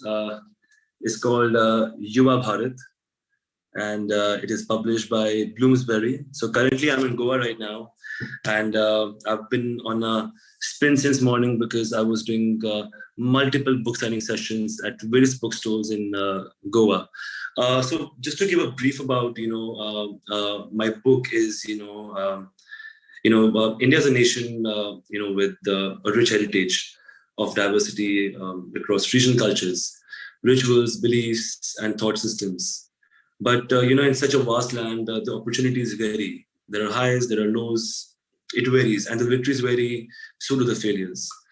My dad being in the army, I've traveled to almost every part of India, where a good day could mean a thukpa twice in a day for a Lama kid. And I've been to Bombay, where a good day can mean a deal cracked on a fine dining table for an investment banker. I mean, it just varies from where you come from. I've explored a lot of what makes India beautiful. While growing up in different parts of the country, I've inculcated immense respect for the nation. And through my travels, I've experienced the heart of India. And in all my years of traveling, I've interacted with people from all walks of life. I've come to the realization that there is one single feature that binds our culture fabric together. This is like really insane. So coming to the book, it features 17 inspiring Indians. It's got people like Rajkumar Rao, Abhinav Bindra, Aditya Rao Heduri, our Honorable Minister of Youth, Mr. Kiran Rijiju. So this book is very close to me. It's like my own baby. And it talks about journeys of people from various walks of life who have made a mark for themselves. And they continue to make India proud in, in various fields of, we have got Rani Rampal, who is the hockey captain, and multiple things happen. So does anybody have any questions also, so we can, have, a one-on-one as well, something where you can talk about your vision for the young India, or, what you would want to see in a country like India, where we have such inspiring young Indians. Thank you so much, sir. So I would like all the other members to kindly drop in some questions for sir. So there's a question for you. What do you see in India as the future of India? What do you feel that once that this generation grow up, how do you feel will the future of India go ahead? I have. I'm going to take an example of Sri Honorable Tejasvi Surya. He's 30 years old. He's a member of parliament from South Bangalore. I had the honor of meeting him and presenting a copy of my book to him while he was in Delhi. At 30, being a member of parliament, I don't need to say anything else. If he can do it, why can't we? And so I think everybody has the potential to go up. And I also say, everybody has the potential to go down as well. It just depends on what you choose for yourself at that particular time. So for here, hard work never goes waste. I've been an example of that, because if you really see, I'm the first generation in my family to step into the civil world. My dad, my grandfather, they're all in the army serving the nation. So it's in the blood to serve back, but maybe I'm just serving as a civilian, as a youth icon, as a Yuva Bharat. So yeah, that's about it. But all of you have great potential. I interact with a lot of youth, online, offline. Even today, I was with almost between the age group of 16 to 21, about 50 to 60 kids at the bookstore. And they were also inspired by all the journeys, and they said, sir, that if we can do it, they can do it, everybody can do it. So it's all about the hard work. It's all about the determination, and become a dreamer, become an imaginer, and make those come into reality. Yes, sir, totally agree with you. And sir, I would like to ask another question that with so much of dreams that all of us have, I'm sure there will be quite a few struggles that we face in our lives. So is there any advice from you for all of us when we're going through a phase of struggles, how we can overcome it and how it does not have to break us apart? So the best example is this book. It took me 2 years to do it, to write. I've had all sorts of emotions: anger, crying, happiness, laughter. Because when you're going through all this, you read about journeys, you become very emotional. At times, even when writing the book, the pandemic happened. Sometimes things don't go your way. There are delays happening. A lot of things can happen. Because when you're writing a book with such eminent people, things can go down south as well. So I follow a very simple formula that never give up. It's all in the mind. It's all a state of mind. If you want to be sad, you will be sad. But at the same time, if you want to be happy and make that sadness into a learning lesson and not repeat that, and also guide others that if you do that, this will happen. So the experiences really count. So I would suggest that the young India needs to spend more time, with people who have a lot of experience. Your parents, your grandparents who have seen India in making after partition. They have so much knowledge in them. They have seen India like as a baby, it's literally born. And that's all about it. So spend other time with your elders, learn, read, watch a lot of documentaries, Discovery, Netflix, Amazon Prime. It's all a click button away now. So there's so much learning happening. But I say never use the word struggle, because a struggle has also a lesson in it for you to learn at the right time. So just keep working hard and don't think too much. Just walk the path. It's going to be an amazing journey. Thank you so much, sir. There's a question, sir. Since we know a lot regarding your professional life, but besides that, there are students who want to know, sir, what are your hobbies?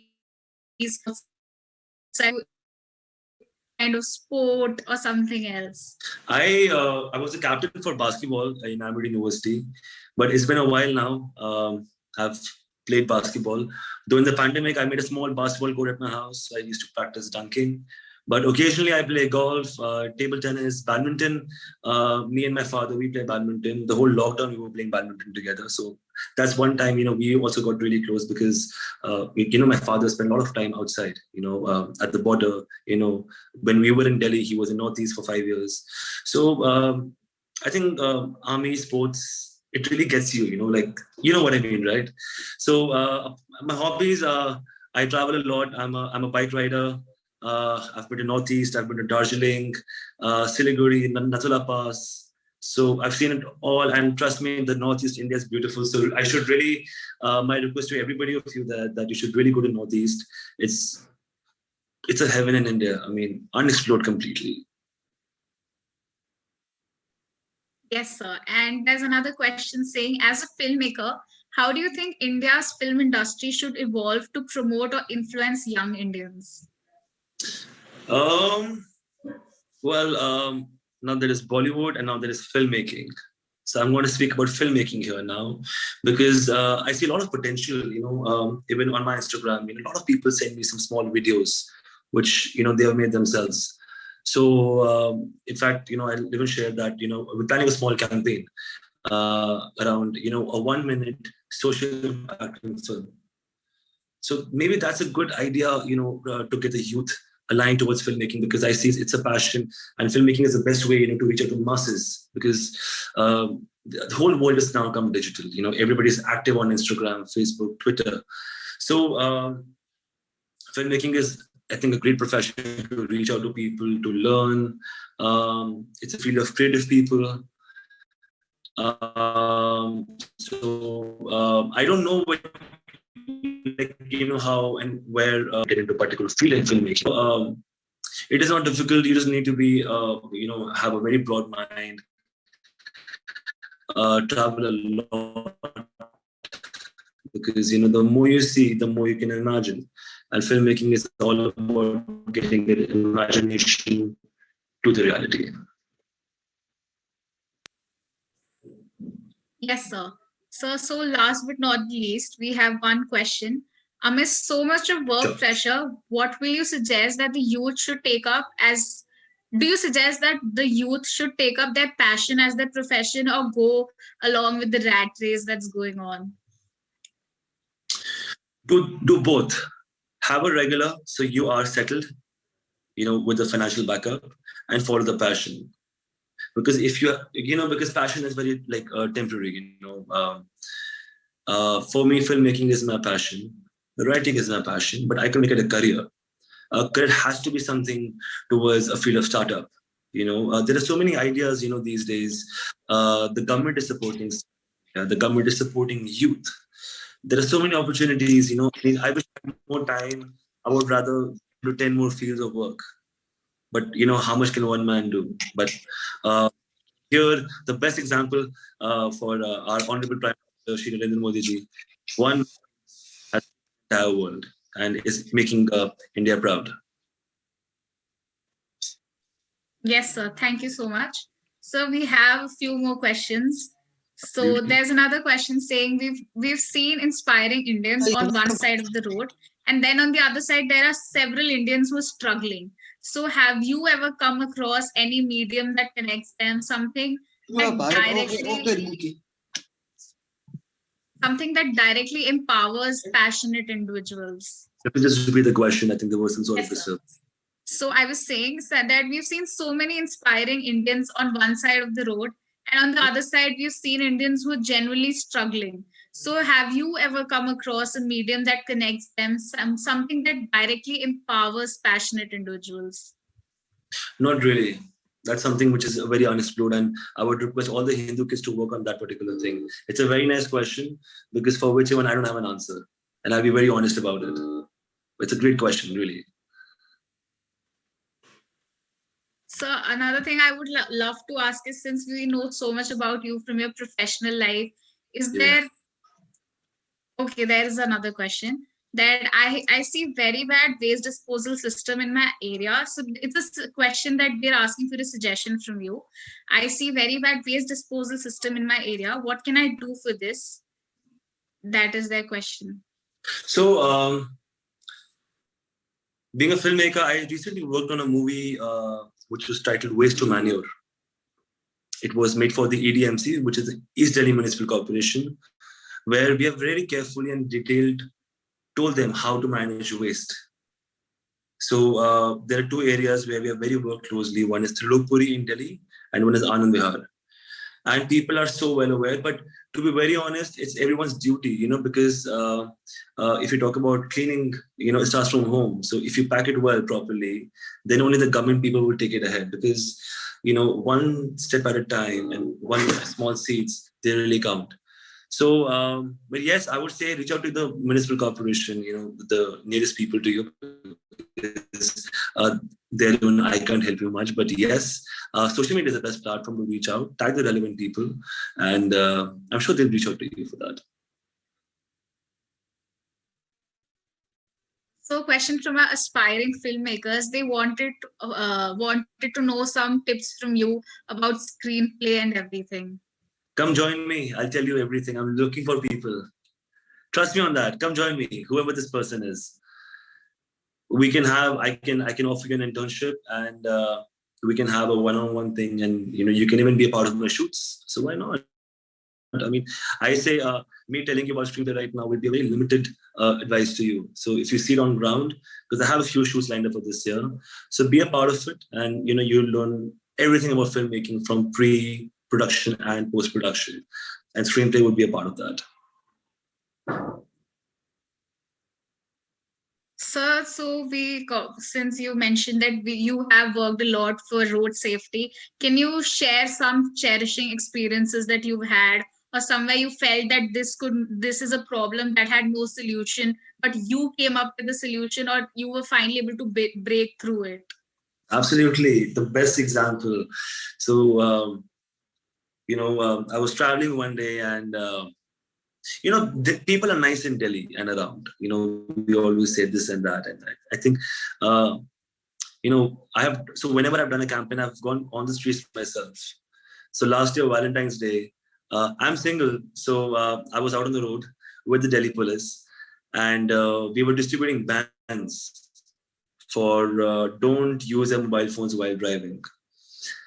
So what happens is, when a normal, person is traveling on the road, if someone's knocking on the door, you're like, why, kya hai? All that typical. But people are so nice. Because when I knocked, I thought I might get an abuse from somebody, or you're like, who are you? Because they don't know who I am, right? Because I'm a non-public person who's just trying to make an awareness about not using mobile phones. But people are so receptive to change. I was so happy. I was thrilled. And, we took pictures. We gave them bands. It was so nice. Second small example was I was going to an Habitat Center, Lodi Road. And, people have a habit of, putting their helmets on their arm and not wearing it. So I said that, I love your hairstyle, but what's the point, if something happens to you, God forbid, after the next red light, or, you're crossing it. So maybe you wear the helmet, carry your comb with you, you look even more handsome. People like the change, but, someone needs to tell them at times, someone, when they come and tell me something, and if I see that's correct, I'll change myself for that.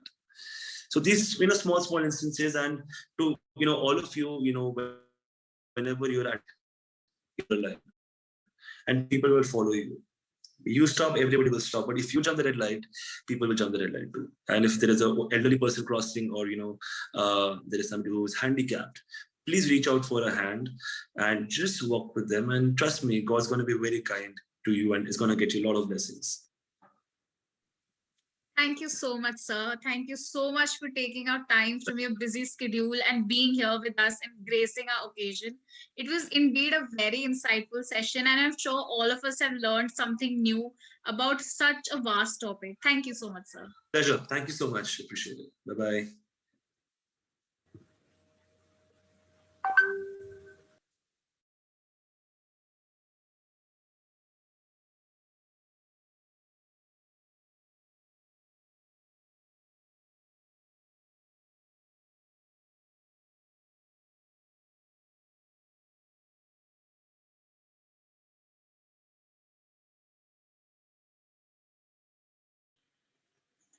Hello everyone present here.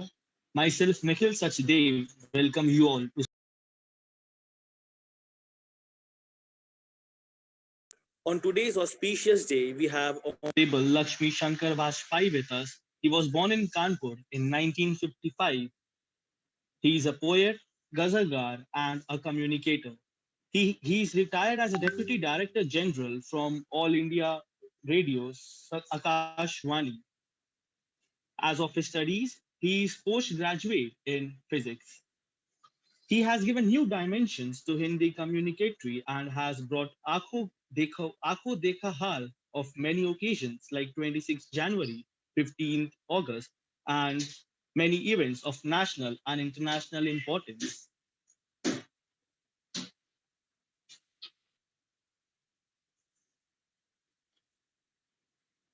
He was the only poet representing India at 2013 World Poetry Festival happened at Venezuela. He has been awarded as Children's Literature Award by Delhi Hindi Academy. He is also involving as a great writer. Some books wrote by him are Machhar Mama, Samajh Gaya Hu, and Bejuban Dar. He has been a translator, moderator of All India Rank's prestigious All Language Poet Conference several times. We welcome you, sir. Sir मैं Gita Joshi team संवाद 2021 जश्न अल्फाज की तरफ से आपका हार्दिक स्वागत करती हूँ। हम सभी आपको सुनने के लिए बहुत उत्सुक हैं sir. Please come to the stage.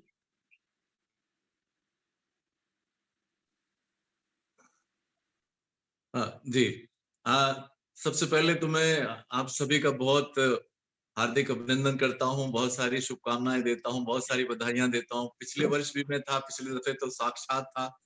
अभी चलिए कोई बात नहीं, ऑनलाइन डिजिटल प्लेटफॉर्म पे है तो कोई नहीं। उम्मीद करता हूं कि अगले साल आप मुझे बुलाए ना बुलाए, लेकिन ये जो है पूरा संवाद का कार्यक्रम वो ऑफलाइन हो, मतलब सामने सामने हो, उसका तो आनंद अलग होता है।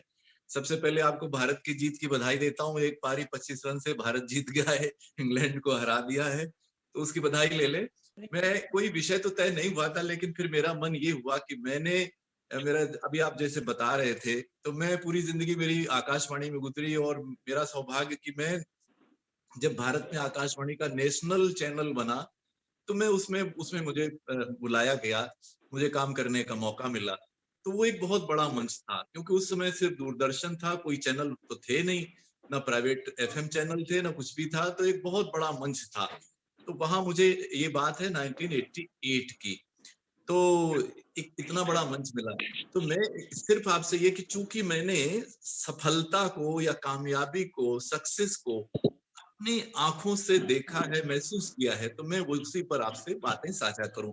अब वो इस तरह से कि देखिए, एक तो मैं ये देखता हूं कि जिस किशोर को या नौजवान को या किसी भी फील्ड में जिसके जो इंटरेस्ट था, उसको जो मैंने आकाशवाणी में अवसर दिया, आज उनमें से बहुत सारे लोग हैं, एक दो नहीं, बहुत सारे जो सितारे बने अपने अपने क्षेत्र में, वो संगीत हो, साहित्य हो, सिनेमा हो, बहुत सारे मीडिया हो।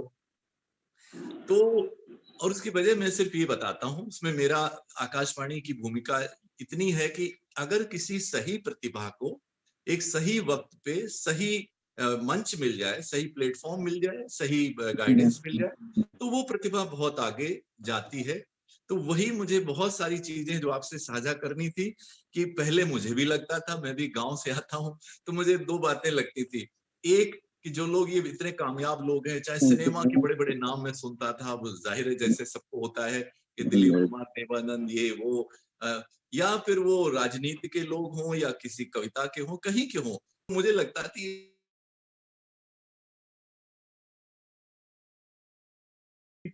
और आम लोग हैं, वो आम लोग हैं। लेकिन फिर ये गैप जो है आकाशवाणी में रहने के बाद, इतने साल रहने के बाद, ये गैप खत्म हो गया।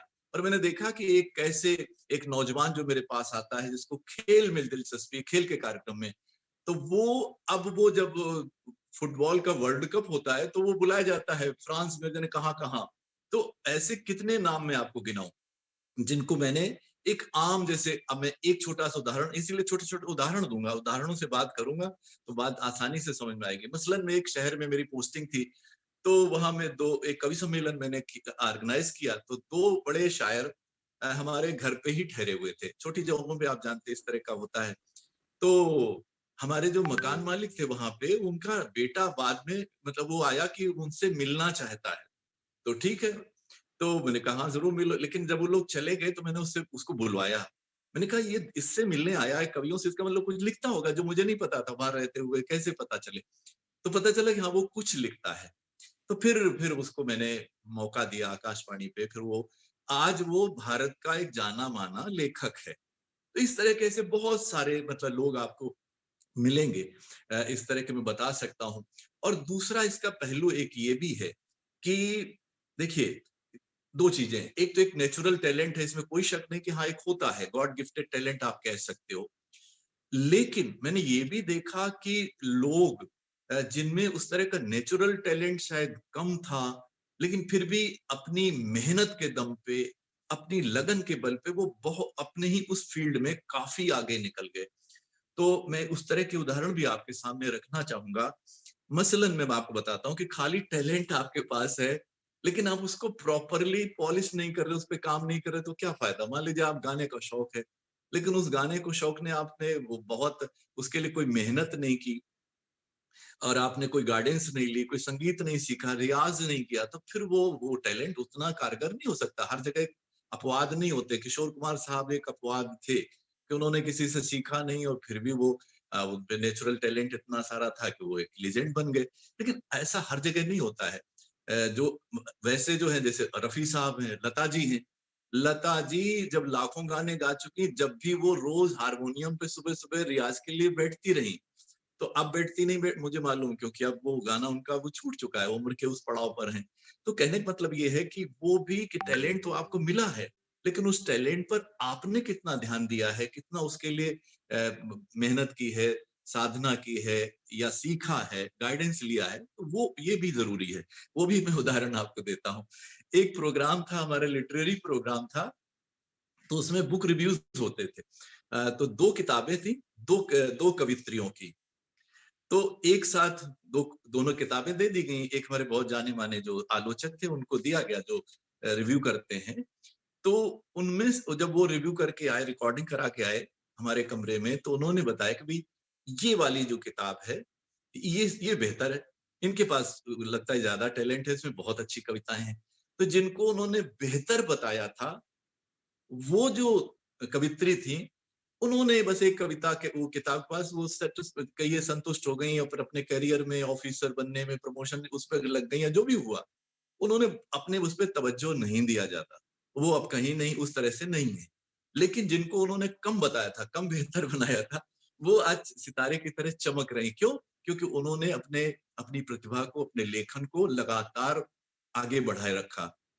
ये भी एक बड़ी चीज है कि कैसे आप अपनी जो माने कंटिन्यूटी जिसको कहते हैं, जैसे क्रिकेट में है तो लोग आते हैं एकदम से धूमधाम मचाई, उसके बाद 5 मैच के बाद खत्म, 7-10 मैच के बाद खत्म। तो वो भी है कि आप किसी भी फील्ड में अपने आप को कितना, जिसको कहते हैं मेंटेन कर पाना, आगे बढ़ना, नए से नए रास्ते तलाश करना, वो भी है। एक और साझा करता हूँ आपसे। देखिए, एक हमारे देश के बहुत बड़े नाम, अमूमन मैं नाम नहीं लेता हूँ, अच्छा नहीं लगता, बहुत बड़े खिलाड़ी हमारे देश के, और वो उसमें उनको गांव में रहने वाले थे, तो रेडियो का एक प्रोग्राम था जिससे ही उनको पता लगा कि इस तरह से, मतलब जो हमारे वो थे खेल के जो बहुत बड़े पहलवान थे हमारे, उनका प्रोग्राम था। तो उन्होंने कहा था कि कोई ऐसा बच्चा है तो मेरे पास लाइए। तो ये जो पहलवान हैं जिन्होंने खूब नाम कमाया, भारत का नाम रोशन किया, आप ऐसे ही समझ जाएंगे, तो वो उनके परिवार वाले उनके पास ले गए। तो वो कहते थे कि ये जब उन्होंने ओलंपिक में भी कमाल किया तो उनके गुरु ने यही कहा कि ये बच्चा हमें आकाशवाणी से मिला। तो अब मैं कहना ये चाहता हूँ कि उनके सम्मान में हमने एक कार्यक्रम आयोजित किया। पहले तो जब वो जीत कर ओलंपिक से लौटे तब किया, फिर एक स्टेडियम में बहुत एक प्रोग्राम हमने ऑर्गेनाइज किया, लेकिन वो बोलते नहीं थे। मतलब एक आदत की बात होती है, एक रुझान होता है, किसी किसी को होता है कि बोलता चला जाए घंटों। आप मुझे अगर ये न बताते कि 20-25 मिनट का प्रोग्राम, तो मैं 2 घंटे बोलता रहूं, मेरे रुझान की बात है। लेकिन वो नहीं बोलते थे, जरा सा कुछ भी पूछो, बट ठीक है, कोई इंटरव्यू ले, कुछ करे, वो बिल्कुल बहुत बोलने में बहुत संकोच। लेकिन फिर मैंने ये देखा कि चूंकि बार बार जगह जगह चैनल बुला रहे हैं, कुछ कर रहे हैं, तो वो अच्छा खासा बोलने लग गए। मतलब नेचुरल टैलेंट, नेचुरल रुझान ना भी हो, तो जरूरत के मुताबिक अगर कोई व्यक्ति सीखने की कोशिश करता है, अपने आप को उस तरह तैयार करता है, तो वो काम भी हो जाता है। एक और चैनल के बहुत प्रतिष्ठित चैनल है, अब उसमें जो बहुत बड़े कार्यक्रम होते हैं तो उनको बुलाया जाता है। लेकिन मुझे याद है कि जब 89 में मैंने उनको बुलाया था पहली बार नेशनल चैनल पे, तो वो उस तरह से लाइव प्रोग्राम था, नहीं लिख पा रहे थे। मैंने फिर जब 15 मिनट पहले मैंने कहा आप बैठो, तो मैंने सारा उनको बोल के उस तरह लिखवा दिया था। तो लेकिन उस वक्त नहीं वो लेकिन अपनी मेहनत से धीरे धीरे उन्होंने इतना कुछ सीखा, समझा, अपने आप को तैयार किया कि वो एक बहुत, यानी कि अपने फील्ड में एक बहुत बड़ी हस्ती बन गया। तो मैंने कहा ना कि दोनों है, अगर आप टैलेंट, नेचुरल टैलेंट है, लेकिन अगर आपने उसको उस तरह से पॉलिश नहीं किया, उस तरह उस पर ध्यान नहीं दिया, तो वो भी ज्यादा काम नहीं आया। और वो लोग जिनको शायद नेचुरल टैलेंट नहीं था, लेकिन अपनी मेहनत से, अपनी लगन से अपने आप को उन्होंने स्थापित कर लिया, अपने आप को स्टेब्लिश कर लिया, अपनी पहचान बना ली, अपनी प्रतिष्ठा बना ली। तो ये एक बहुत जो है जरूरी चीज है। मेरे तकलीफ यही रहती, मैं ज्यादातर लेक्चर्स आए दिन रहे होते हैं, तो उसमें मैं एक ही बात कहता हूँ कि देखिए, ईश्वर ने हमें जो दिमाग देकर भेजा है, उसका अमूमन हम लोग 1-2% से ज्यादा इस्तेमाल ही नहीं करते। बाकी जब भी हम 100 साल जी ले, लेकिन हमारा 99% जो दिमाग है वो चिता में जल जाता है या दफन हो जाता है, उसका इस्तेमाल ही नहीं करते। और ये भी एक आपसे चीज साझा करना चाहता हूँ, उसकी शर्त ये है कि आप दिमाग को जितना ज्यादा से ज्यादा खर्च करेंगे, ठीक है, तो वही जैसे वो श्लोक मुझे याद आता है, मैंने पढ़ा था, अपूर्वो कोशो अयम विद्यते तो भारती, उसमें है कि हे सरस्वती माता, आपका खजाना बड़ा अजीब है, वो खर्च करने पे बढ़ता है, और मतलब अगर खर्च ना किया जाए तो घटता है। ये बिल्कुल सही बात है, जैसे है ना, यूज इट और लूज इट। तो क्या है कि अब अगर देखिए, कोई भी सिर्फ बात है अपने आप को का इस्तेमाल करने की, अपने टैलेंट का इस्तेमाल करने की। मसलन विनोबा भावे जी को तो बहुत सारी भाषाएं आती थी, उन्होंने तो पता नहीं कई दर्जन भाषाएं उनको आती थी, लेकिन उन्होंने उसी पर ध्यान लगाया। एक्स्ट्रॉर्डनरी तो ऐसा, मतलब उन्होंने उस चीज को अप्लाई किया। या हमारे वो जो बहुत सारे संगीतकार हैं, मेरे ख्याल से शायद प्यारेलाल जी के पास भी ये हुनर है, और हमारे जयकिशन जी, जो शंकर जयकिशन में से, ये 45 इंस्ट्रूमेंट बजा लेते थे। तो सुनने में लगता कि यार 50 इंस्ट्रूमेंट कैसे बजा लेता कोई, लेकिन ऐसा नहीं है। जैसे ही आप 5 इंस्ट्रूमेंट बजाना आता तो 6वां और आसान होगा, 10वां और आसान होगा, फिर वो फिर आपके लिए तो वो इतना आसान हो जाती चीजें कि 45वें में तो उन्हें कुछ भी वक्त नहीं लगा होगा। तो लेकिन उन्होंने उस पर ध्यान लगाया, तो 45 इंस्ट्रूमेंट बजा सकते हैं। किसी ने, हमारे नरसिम्हा राव जी को बहुत सारी भाषाएं आती थी। तो वही है कि आप अपने आप को अगर अप्लाई करते हैं तब की बात है, नहीं अप्लाई करते तो वो टैलेंट फेड आउट हो जाता है। ठीक है, वो चला, गाने पे आपने ध्यान नहीं लगाया तो ठीक है, वक्त बेवक्त आपने कभी किसी ने कहा फरमाइश पे गा दिया या बाथरूम में गा लिया, लेकिन आप फिर उस तरह से अपने आप को नहीं कर पाए। इसी तरह लिटरेचर हो, कोई फील्ड हो, लोग जो है, मैं तो बहुत मतलब आभार मानता हूँ उस महकमे का जहां से कपिल देव जी ने अप्लाई किया था और फिर वो वहां पे नहीं कामयाब हुए, तो बहुत अच्छा हुआ। वरना वो नौकरी ज्वाइन कर लेते और फिर वो होता उसमें कहीं फंस जाते नौकरी के चक्कर में, तो हम एक देश में इतना बड़ी जो हमारी क्रिकेट की इतने पर्सनालिटी है, हम उसको खो देते शायद, क्योंकि भरोसा नहीं है कि आप एक जगह चले गए फिर वहां किस तरह की, वहां फंस गए आप उस चक्कर व्यूह में, वो वाली बात है।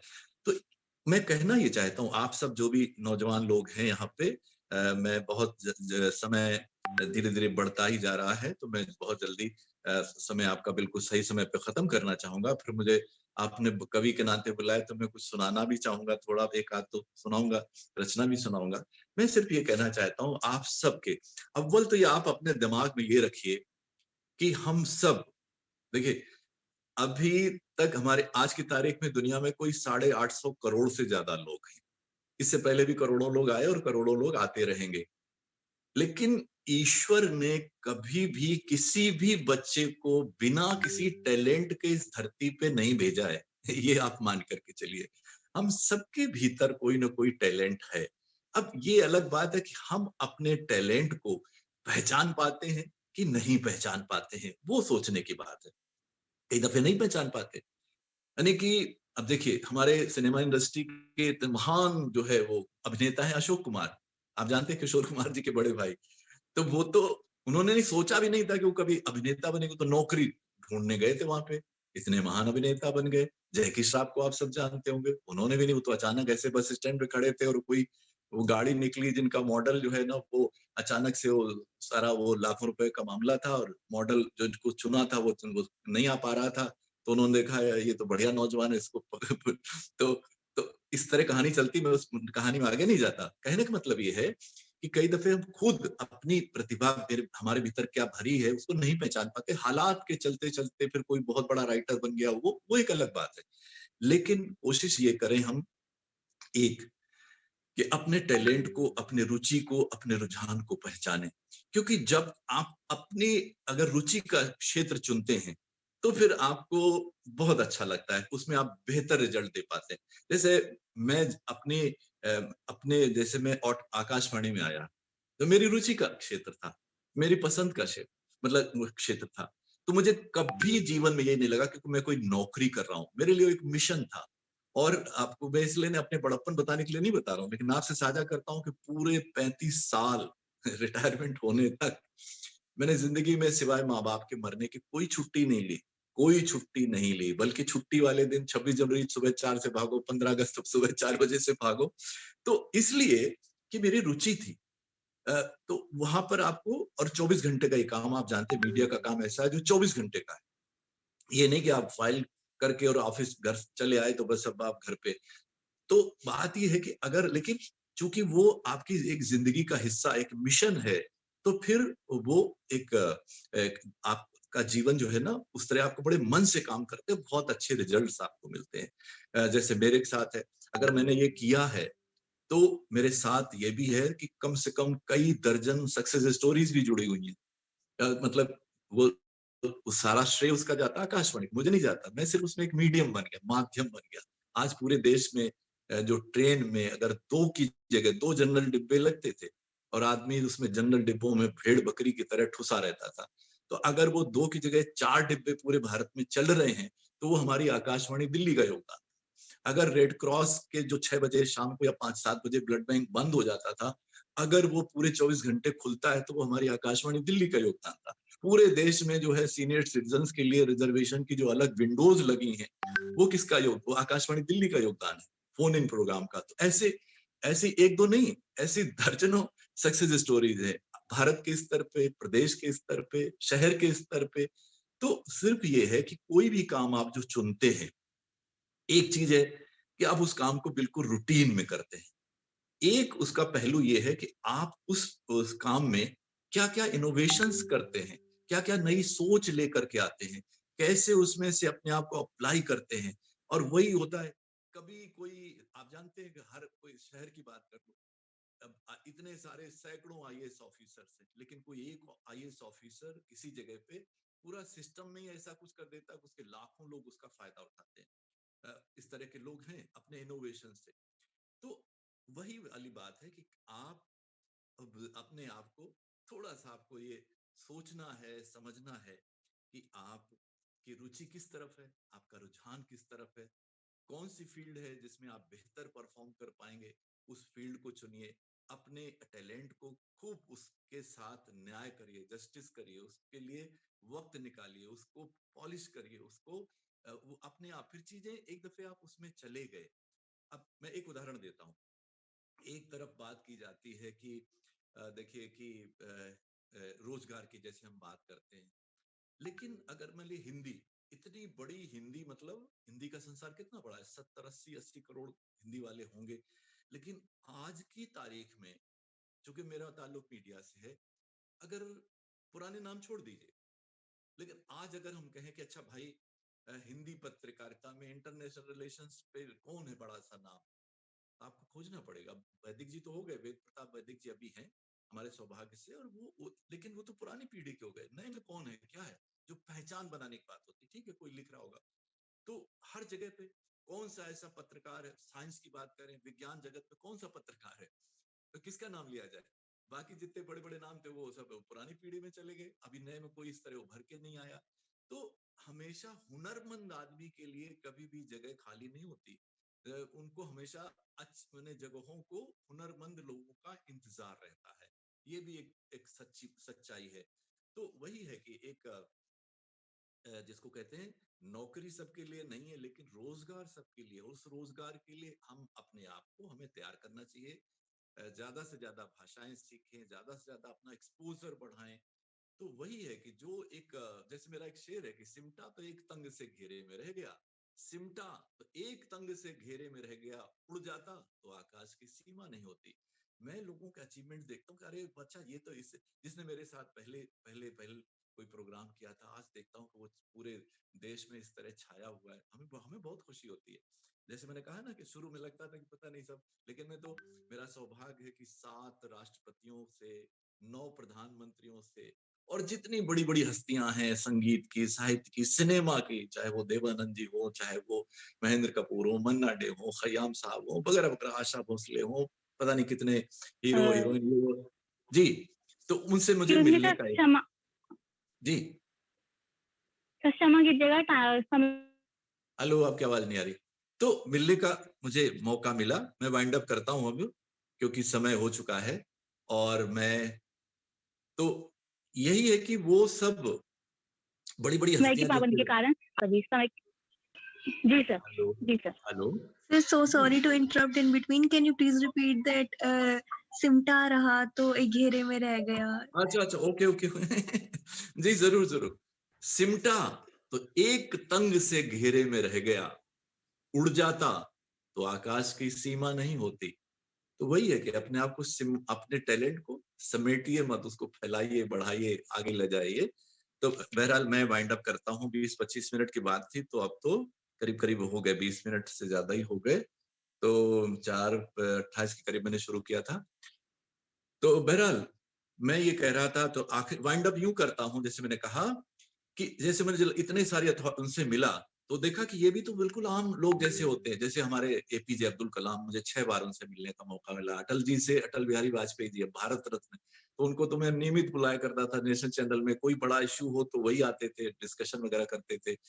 तो वो भी सब वैसे ही मतलब जैसे जो हमारी सबकी आम इंसान की एक फीलिंग होती है, वो भी उतने ही आम इंसान जैसे बड़े बड़े चाहे सिनेमा वाले चाहे वो हो। तो कहने का मतलब ये है कि एक जो हमारे भीतर एक खौफ होता है कि सेलिब्रिटी बनने के लिए कोई आकाश से लोग नहीं आते, हम ही में से जो है अपनी मेहनत से, अपने टैलेंट से, अपनी लगन से, अपनी निष्ठा से बहुत सारी जितनी भी ऊंचाई पर आप जाना चाहे उसका कोई वो अंत नहीं है, तो आप वहां तक पहुंच सकते हैं। आप सब पहुंच सकते हैं, अपनी अपनी फील्ड में पहुंच सकते हैं, बशर्ते कि आप में उस तरह से एक इनोवेशन की लगन हो, एक मिशन का मिशनरी फीलिंग हो।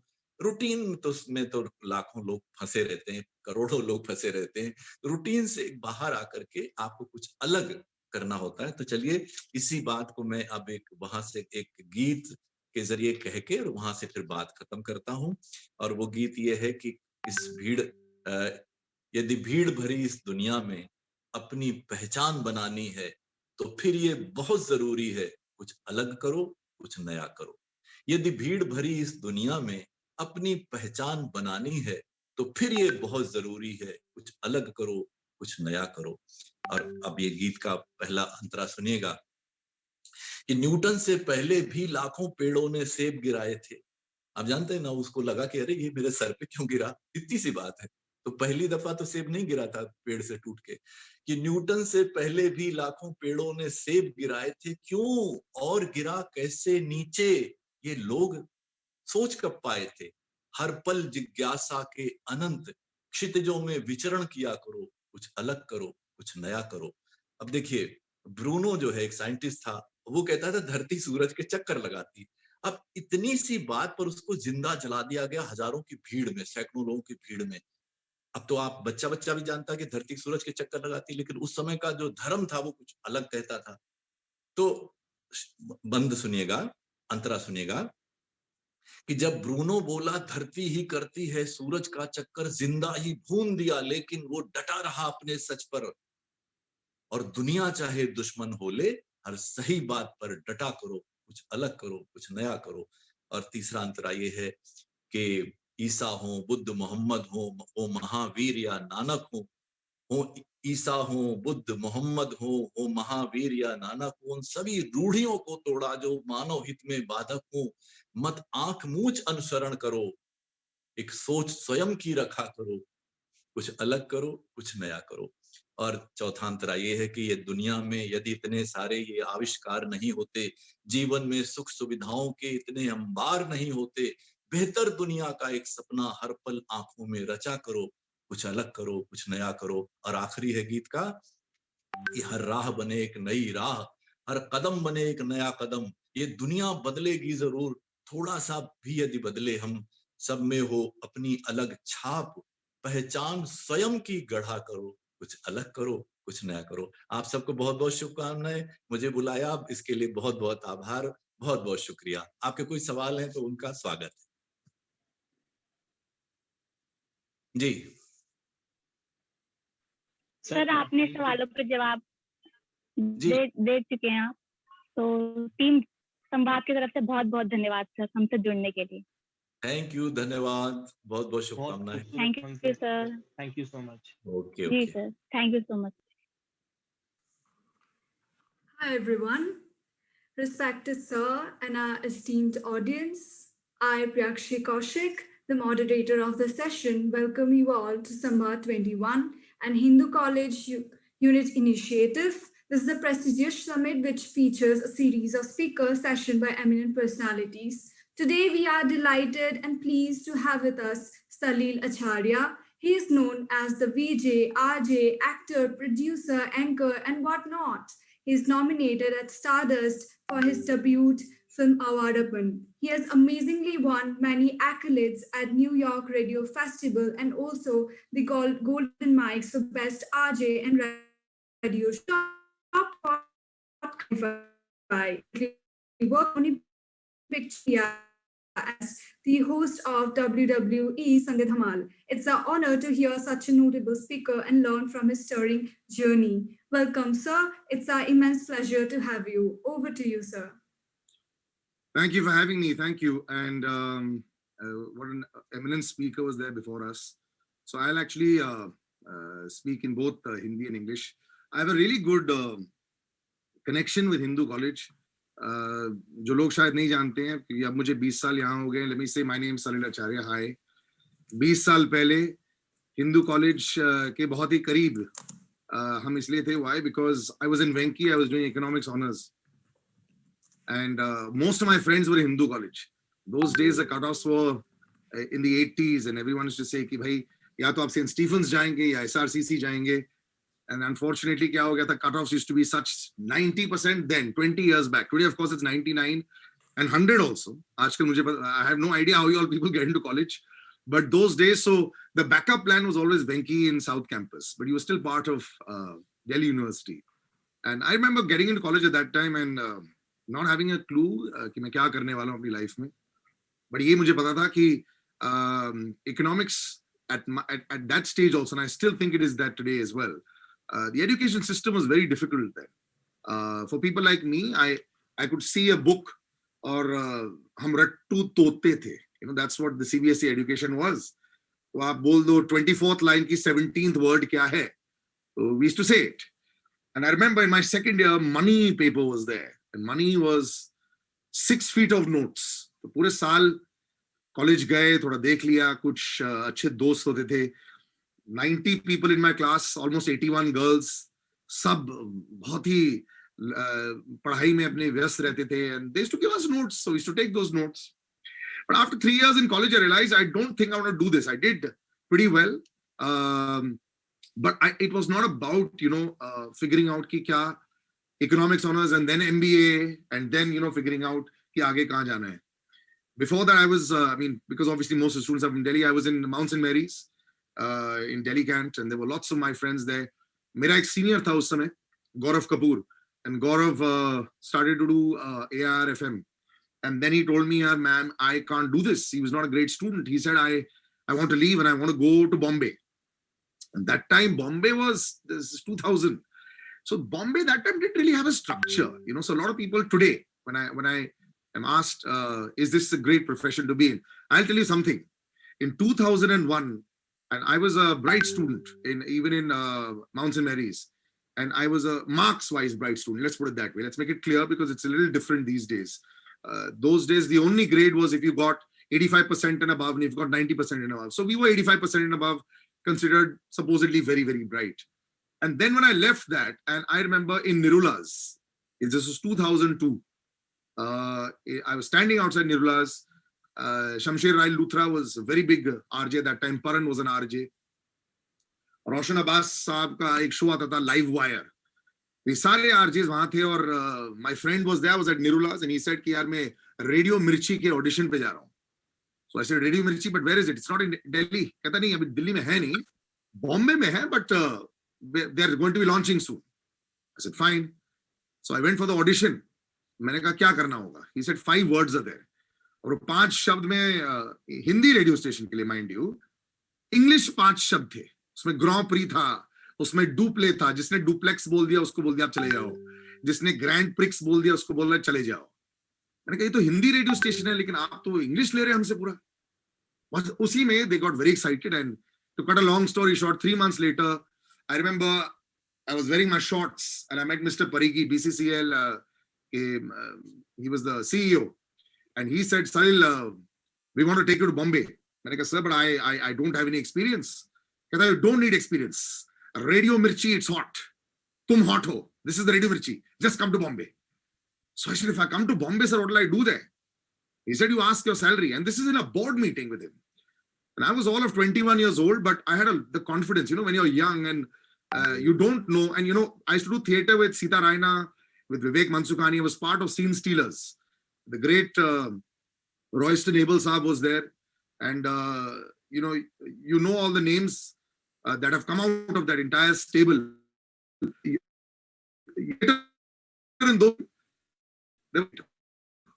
One was very critical.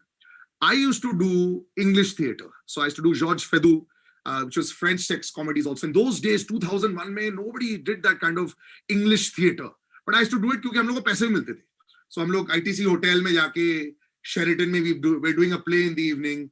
In 2000, we're getting 2,000 rupees for the evening. It was a huge amount of money. So that was enough for an entire 1.5 months in college. Yeah, 2,000-4,000 rupees aa gaye and you're enjoying yourself. So there was no real plan in life, I remember. So Mr. Parikhi met me and he said, you're going to do what? Your MBA? I said, yes, sir. He said, what if I offer you the same money that you will make in an MBA 2 years from now? And I take you to Bombay. I said, fine. I said, that sounds like a very good deal. So I, in those days, said, sir, I want 35,000 rupees a month. And what was this based on? This was based on my friend who was living in Bombay. So she said, you will want to live in Bandra. तुम्हारा AC बाहर जाने का and gym का खर्चा और gym में ये सारी चीजें हैं, so it will cost you at least 20-25. 5-10 हजार तुम ऊपर तो at least कमाओगे. So suddenly it was all that, and I reached Bombay, and it was ridiculous and shocking as to how I just gave up everything and I just moved there. This is a very important lesson for so many today. Now, when I moved there, today everyone is interested in being an RJ, a VJ, actor, social media influencer. I mean, it's great. But everybody, doesn't really have a plan, and most don't have a backup. Now, in 2001 and 2, if you didn't have a backup, it really meant nothing. And I remember everybody making fun of me because they said, "तुम तो यार economist बनने वाले थे, और तुम क्या RJ हो? Okay, तो इससे पैसा कमाते हो क्या?" And I said, "Yes, more than what an MBA makes." और ये इसमें मुझे ना बहुत गुस्सा आता था. मेरे दोस्त कुछ lawyers बन रहे थे, वो पढ़ाई कर रहे थे. And we went to Symbiosis in Pune. सब ऐसे बैठे वहां पे. So I was making money that time. Nobody else was making money. तो सबका मैंने खर्चा पैसे दे दिए बिल के. And so they all laughed and they said, "यार ये तो यार्जिंग में बड़ा अच्छा पैसा है यार." I said, but the contempt that they used to have कि उनके लिए ये मीडिया फील्ड जो थी वो यहाँ थी. ये लॉयर, CA, ये सारे यहाँ पे थे. हम लोग यहाँ थे. And that really, used to get me very angry. मैं बहुत गुस्सा हो जाता था इससे. और उसमें भी मीडिया फील्ड में उस समय रह के मुझे रियलाइज हुआ कि रेडियो यहाँ था, उसके बाद टीवी यहाँ था और फिल्में यहाँ थी. तो एक साल मैंने जो रेडियो किया, ठीक है, मतलब अच्छे दोस्त बने, कुछ लोग अच्छे आए.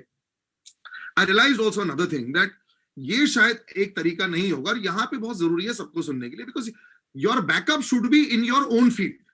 आपकी जो फील्ड है at that time was I knew how to speak, I knew how to perform for people. So then I remember winning a modeling contest called AXN Hot and Wild. I had no idea वो contest भी कैसे जीता. I remember hosting the event and AXN's vice president came and said, "Why don't you take part?" And I said, "Okay, fine, no problem." So I said, "Sir, what will I have to do?" कहता, "Nothing, 5 lakhs is the prize money." I said, "Fantastic, sir. I'm inside." You see, for a single boy living there, I did not take a rupee from my parents at that time. And for a long time, I didn't. Finances were very important in making sure that you could follow not necessarily a dream, but follow the path that you are choosing, So if you don't have the money for it, if you don't have the backup for it, your education qualification you've left behind anyway, right? I've chosen not to do my MBA. So then you better be sure that you can move forward. And that I was very lucky in. A lot of people, I won that contest.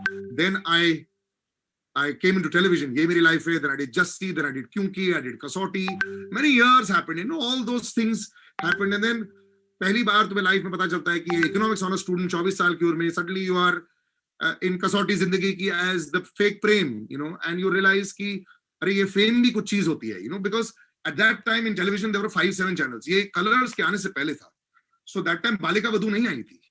तो उस समय बताया जाता था, बेटा आपके पास ना ये ऐसे चिजल्ड फेस है, आपके थोड़े से डोले शोले हैं, आप लीड रोल कर पाएंगे सब सीरियल में. एकता कपूर बोलती थी, Salil you just give me 30 days and मैं आपको 3 सीरियल दे दूंगी और 24 घंटे काम करो. और as they used to say in television, छपाई, we used to just do छपाई because it was just simple. So all of us, whether it was Hiten, whether it was me, whether it was Ram Kapoor, who was my father in Kyunki, we just continued.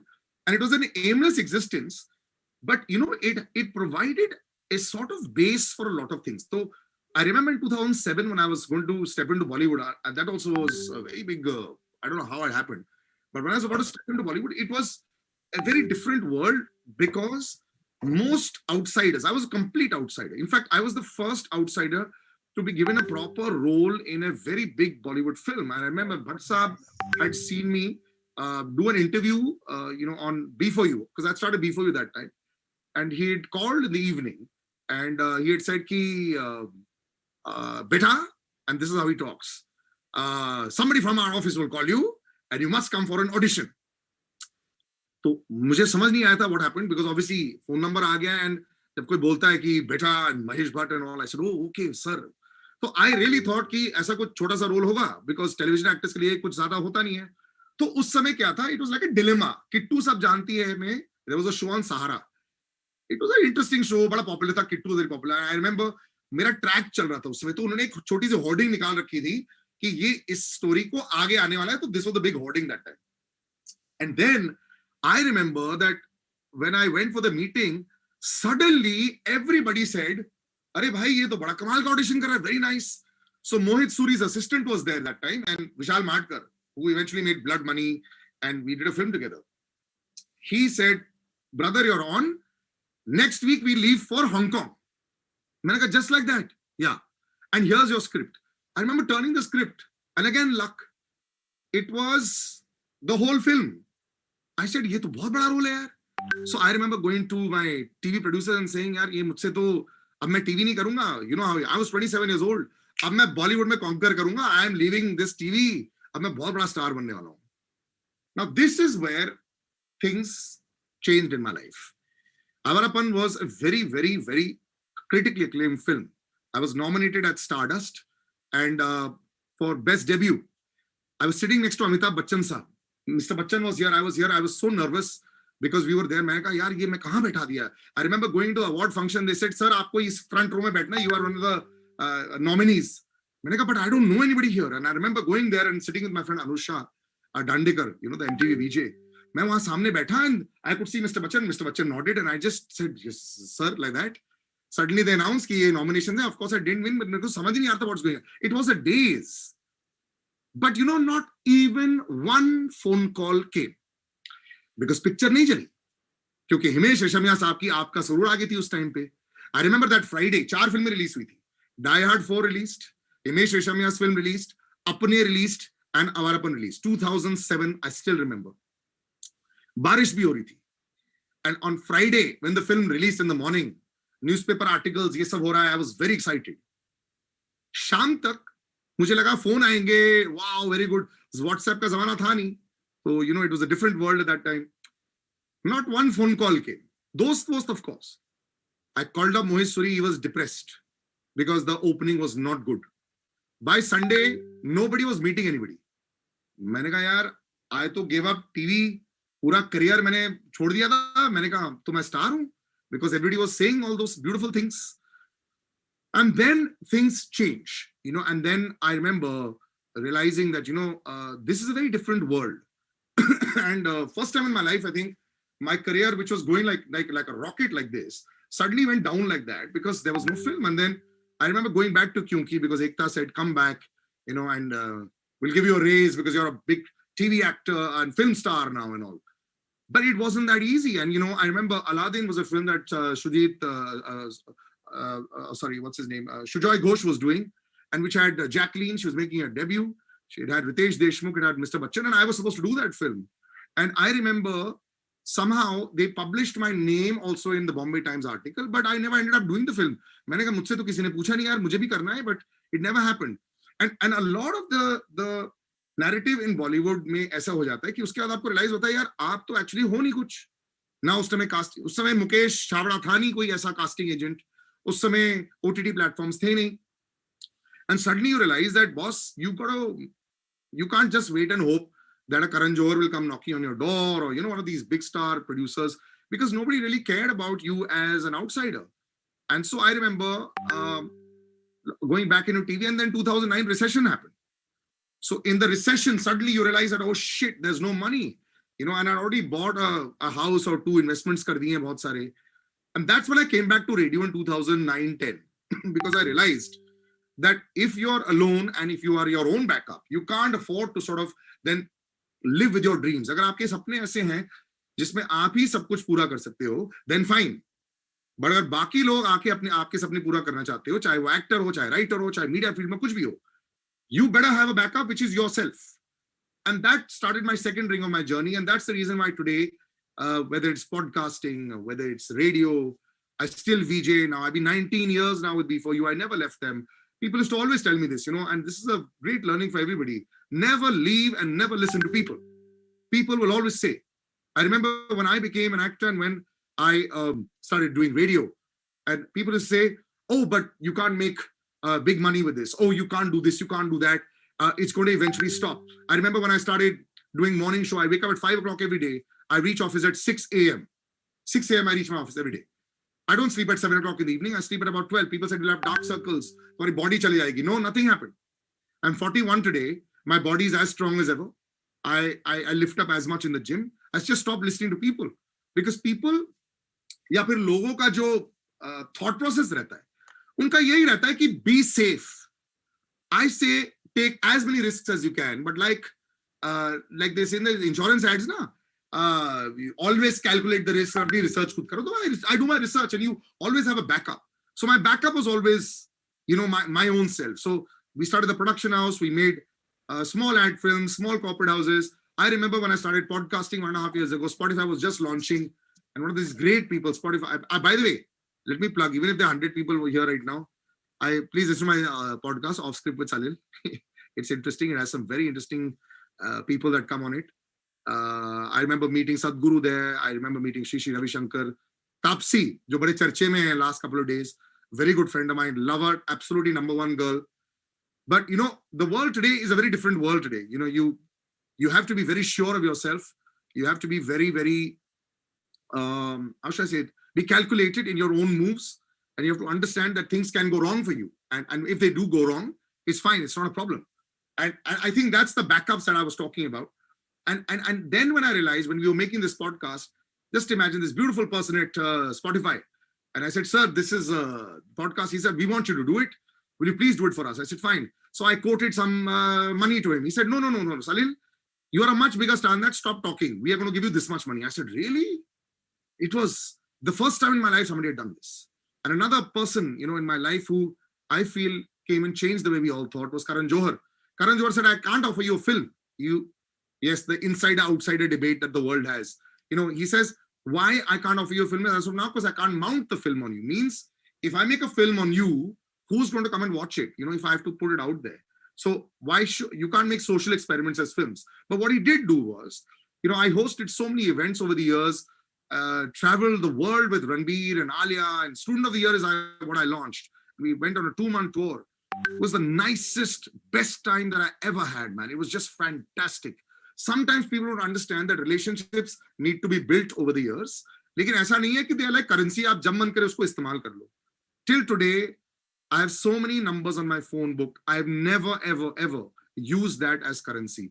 लोग कई बार पूछते हैं, आज भी लोग पूछते हैं, sir आपने इतना काम किया 20 सालों में, लेकिन आपको अभी तक कोई जानता क्यों नहीं है? बहुत सारे लोग जानते हैं, लेकिन बहुत सारे लोग नहीं जानते हैं. I said, अगर आपका करियर 20 और 30 साल हो जाए, now understand this. A lot of y'all will be 18, 19. Y'all will not know what show I did in 2005. वो तो chance ही नहीं है. If I had to ask you to raise hands and say, how many have seen ये मेरी life है जस्सी और क्योंकि, impossible. आपने देखा ही नहीं होगा. 2007 में तो नहीं देखा होगा आपने आवारापन की देखी होगी 2007 में. अब जाके देखोगे शायद वो बात अलग है. अच्छा ये था वो. So you have to understand and be relevant. तो then I said चलो ठीक है, Instagram पे फिर यार जब मैंने TikTok स्टार्ट किया था 1.5 साल पहले, सब हंसते थे, क्या कर रहा है सलील यार, what is this that you're doing. फिर मेरा एक TikTok वीडियो में 27 मिलियन व्यूज आ गए, वर्ल्ड वाइड वायरल हो गया. Suddenly 500,000 people on TikTok. एक नई फैन बेस आई, एक नई people came at a different age group to suddenly see. And I realized that it's always going to be like that. It's always going to be very difficult. You cannot please everybody. And today, I'm so happy that I've come back into a college that 20 years ago, I used to roam around in the campus. तब खाना college के अंदर इतना अच्छा नहीं था, बाहर ज़्यादा better था. I'm assuming things have got a little better right now.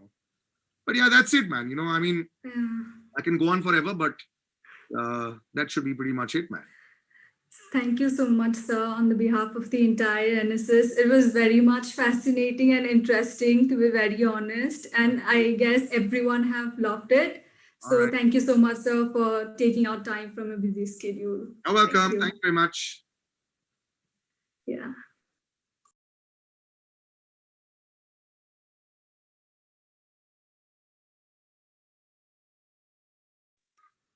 Good evening, everyone. I am Manvi from NSS Hindu. We are delighted beyond bounds to have Major General Vikram Dogra sir among us. Welcome, sir. Mr. Dogra was born and grew up in an army personal's home, so love for the nation and passion for fitness was ingrained in his blood. In an interview given to Times of India, sir talked about how a sprint triathlon in Delhi ignited his desire to do the ultimate triathlon, the Ironman, and how his family kept him motivated to work harder and harder. He is the first serving Indian Army officer and the only general in the world to have successfully completed the prestigious Ironman triathlon in 2018. Recipient of the Sword of Honor and a gold medalist, he has commanded an armored brigade on the Western Front with Pakistan and an infantry division in a strike corps. He was awarded with Ati Vishisht Seva Medal in 2019 for his distinguished service as an exceptional order for over 37 years. It is an honor to have you, sir. So without further ado, sir, we invite you to bless us with your wisdom. Thank you so much for the introduction, and it's indeed a privilege to be here to talk to such enthusiastic and young people. And like the previous speaker was saying, you know, he went to a college close by and he used to roam around your campuses. I unfortunately never went to a college. Straight out of school, I went into the National Defense Academy, and that's where we graduated from getting a degree from JNU and onto the Indian Military Academy and then into the military. And I've been there since the last 41 years and retired 2 years ago. So I'm going to talk to you all about something which is really, really close to my heart: the power of perseverance. And how, if you all persevere and you work hard, you can achieve anything in life. Before I go ahead, I'm going to share my screen, so just give me a moment. Can you see my screen? Yes, sir. Okay, thank you. Yes, sir. So what is perseverance? Every time you run and you fall, it's easy to quit. But to get up every time you fall and to start running again is perseverance. And perseverance is what success stories are made of. And each one of you, you are at the threshold of a great career. You have the world at your feet.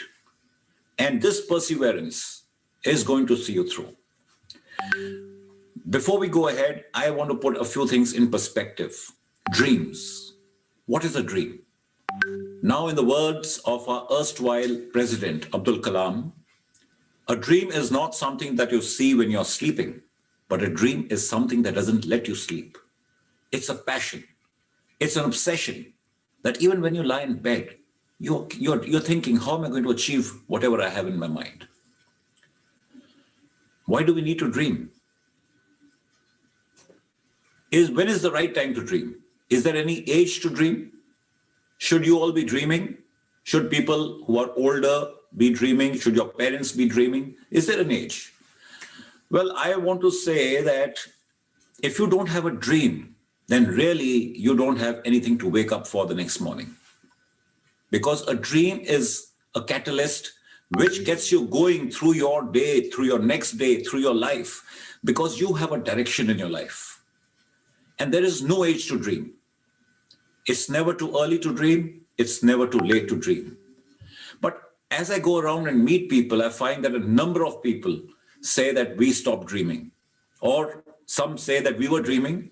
There was something which went wrong. We were very demotivated and we give up our dream.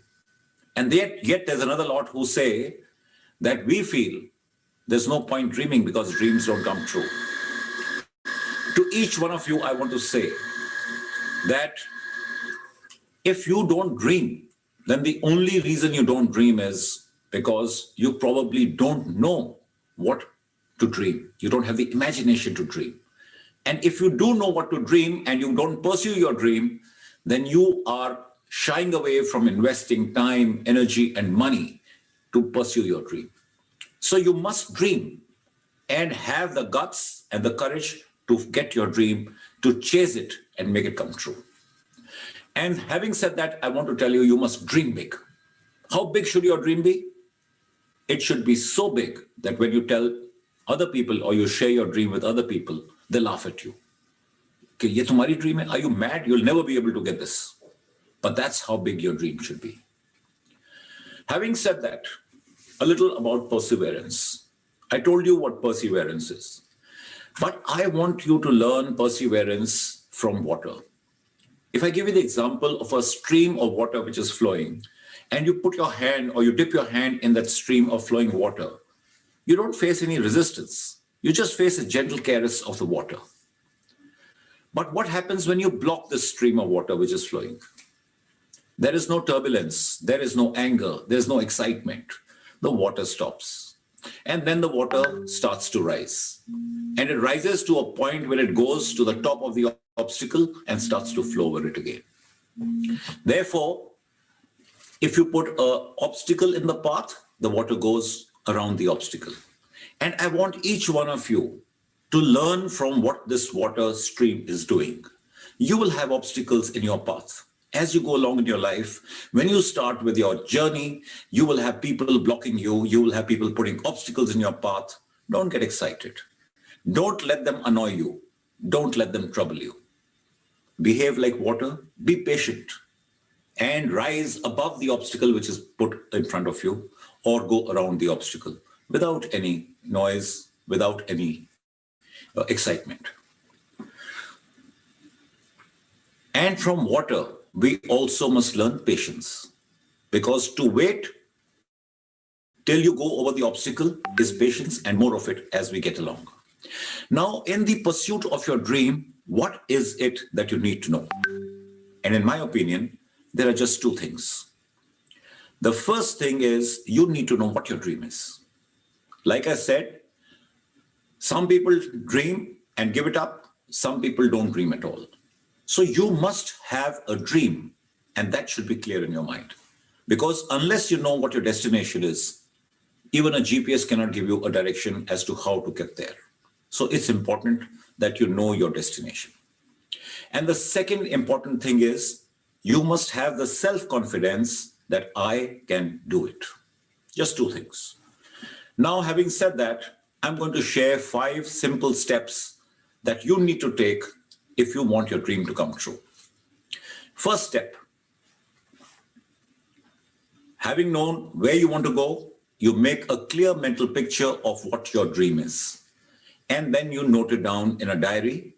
And if you have an idol, somebody like whom you want to be, take the photograph of that person and also paste it in the diary.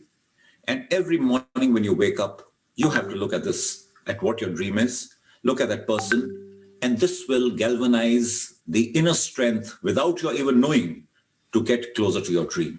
And I'll tell you how this works. When you go and buy a car, what do? You carry out a market survey, and thereafter you come onto a model that you want to buy. Having done that, when you're traveling on the roads, you soon find that every 5th or 6th or 8th car that you see on the road is the same model. You start noticing that car. And you wonder, did everybody go and buy the same model?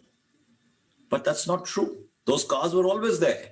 But because this model came to the forefront of your mind, now you started looking at it. Similarly, when you refresh your dream every morning and you look at whom you idolize or whom you want to be like, then subconsciously both your mind and body will work to get you closer to your dream. Step number 1. Step number 2. A dream, like I said, is something big, huge. People will laugh at you when you share your dream. And therefore, apparently, it can't be done overnight. You can't realize your dream in a day. It might take you a year. It might take you 10 years. It might even take you a lifetime. And therefore, you need to divide this dream into smaller goals. They're like steps. And once you divide your dream into smaller goals, you give them a timeline. Step number 1, I'll take 1 month. Step number 2, another 6 months, whatever time. You have to set the timeline based upon your capability, how much time you can spare, how much energy you can put in, and if there is an investment in money, how much money you can invest. So your steps will work out step by step. You need to move closer to your dream. And I'll illustrate this with an example. If I ask the people who are watching, how many of you can draw this sketch of Shah Rukh Khan using just a pencil and a paper? I'm confident 99% of you are going to say, we can't do it. We are not artists. And I agree with you. Even I can't do it. I'm not an artist, but an artist can. And there are very few of them. But what if I told you that I will teach you how to sketch Shah Rukh Khan in the next 10 seconds? So I'm going to ask the same lot of people, how many of you can draw this single gray square with a paper and a pencil? And I'm confident 100% people will raise their hand. It's simple, one gray square. And if you can draw one gray square, you can draw 2, you can draw 10, you can draw 20 gray squares, and you keep drawing square after square and adding it up, and you will get your dream. You will get Shah Rukh Khan. And if these gray squares are treated as goals, and you set a timeline to each goal, and then goal by goal, you keep adding on, and you will get to your dream. And that's how I want you to get closer to your dream, to realize your dream. Having said that, the next step is you need to exert positive pressure. Now we keep talking about, I'm under a lot of pressure. I'm pressure of time, pressure of parents, pressure of work, pressure of studies. But what I talk of is positive pressure. And what is positive pressure? Let me give you an example. If you have a group of friends who are all like-minded, and they're all chasing a dream, they're all focused, then the vibes or the pressure generated by being part of such a group will be positive pressure, because it'll galvanize you to also chase your dream, to you also to remain focused. And if on the other hand, you have a group of friends who are carefree, fun-loving, not chasing any dreams, then there is no positive pressure being generated by that group. So try and generate positive pressure, because that will help you get closer to your dream. And there are other techniques also to generate positive pressure. I'll share one which I adopted during my journey, but that will come subsequently. Now, during this long journey towards your dream, there are going to be things that you have to do which may be difficult to do, which you may not be used to doing, and which you don't even know how to do. And for doing those things, I want to recommend that you follow the 21-day rule. And the 21-day rule says that if you do something continuously for 21 days, it becomes a habit. For example, somebody says, I'm not a morning person. I can't wake up early in the morning. I know most of you do that. But if you try for 21 days consecutively to wake up early in the morning, I can assure you 22nd day, your body is going to wake up early in the morning on its own. You will want to wake up early. So this 21-day rule works really good. Try it sometime to do things that you are not comfortable in doing. And the last point I want to share, which is the last, but not the least, probably the most important, is that you should be prepared to fail. Because every dream doesn't come true. So you must understand that when you are chasing your dream, whatever be your dream, whether it is to get a good MBA slot, whether it's to top your college, whether it's to get a good job, whatever be your dream, there is always a chance that it may not happen.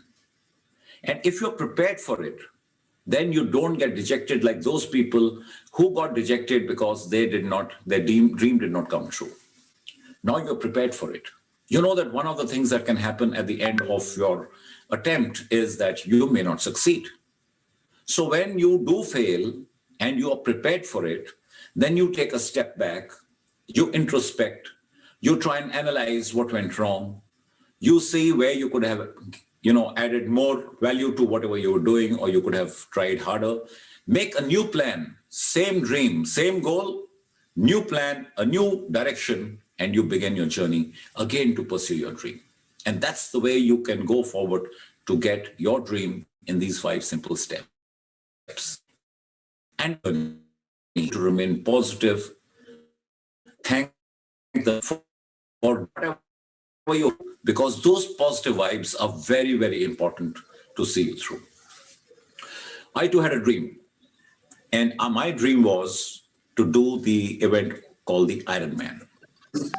And that was at the age of 58 when I decided I wanted to do the Ironman, which is the most grueling one-day endurance event in the world. And I'm going to share my dream with you, and I'm going to thereafter tell you how you can benefit from what I did. So the Ironman, like I said, is the most grueling one-day endurance event. It has 3 disciplines to be done. You need to swim 3.86 kilometers, which is either in the sea or in a lake. Thereafter, you need to cycle 100, and then you run a full marathon of 42.2 kilometers. So that was my dream. And when I shared my dream with people, like I said, they laughed. They laughed at me. They said, you know, at 58, you're going to get a heart attack if you do the Ironman. I had never run 42 kilometers in my life. I had never swum 3.8 kilometers. I had cycled a number of places, but not done all that. And here you had to do all these three things together. So in my journey to do the Ironman, I came across a number of obstacles, a number of challenges, like you guys will also when you pursue your dream. Our challenges may not be the same, but they will be similar. And what you should understand from the challenges that I'm going to share with you is that you will have challenges. You need to find answers to them and not use them as excuses to shy away from what you were doing to pursue your dream. So the first challenge that I faced when I took on this task was the mental challenge, which was I had to convince myself that, yes, I can do the Ironman. And that takes a while because within your head, there will be 2 voices, one which says you can do it and one which keeps telling you you can't do it and you may die doing it. And you need to silence that black wolf, which is discouraging you from moving forward. And you will all have this problem with everything you do, where two voices in your head will be contradictory. So once I convinced myself that I can do it, then came my next challenge, which was the physical challenge, to train. I had to train for those grueling distances. And like I told you, I had never swum that much. I had never run that much. So that was the next challenge. Thereafter, the third and the most important challenge was I was working. I had a job which kept me away from 9 in the morning to 5:30 in the evening. And if I was to include traveling to and fro, approximately 10 hours of my day was gone. I was left with 14 hours. And in those 14 hours, I had to carve out time to sleep because I needed to recoup. I needed to eat. I needed to train. And I needed to do everything else that was part of my life. So that is the time management challenge, which each one of you will face for whatever you're doing. We keep telling people, you know, I don't go to the gym. I don't have the time. I can't lose weight because I don't have the time. I can't pursue this hobby because I don't have the time. You have the time. You just don't know how to carve it out. So next challenge was time management.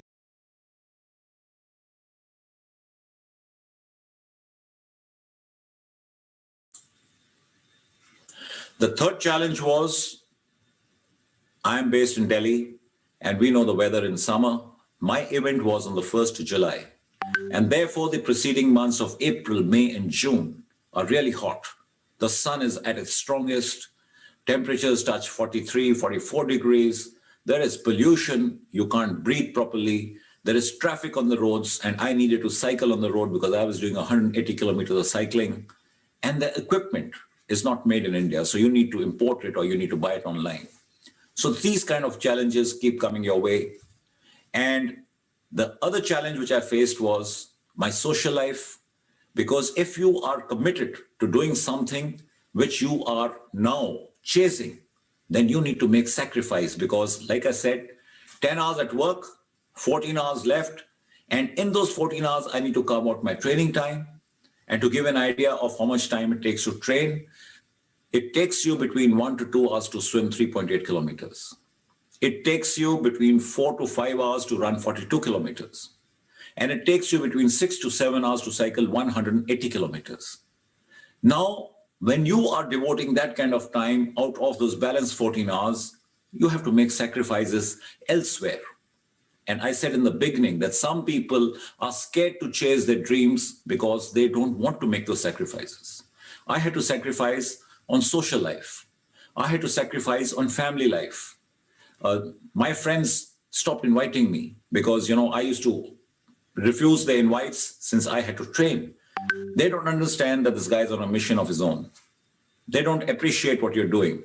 So when you tell them, you give them some excuse, I can't come for this party, I can't come for that party. And as this goes on month after month, you're out of the social circle. Similarly, your family life. You have to spend time pursuing what you have now taken up.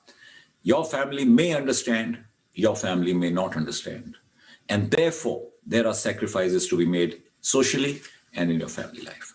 Now, I'll show you a small video of this event, and thereafter, we'll talk about the takeaways.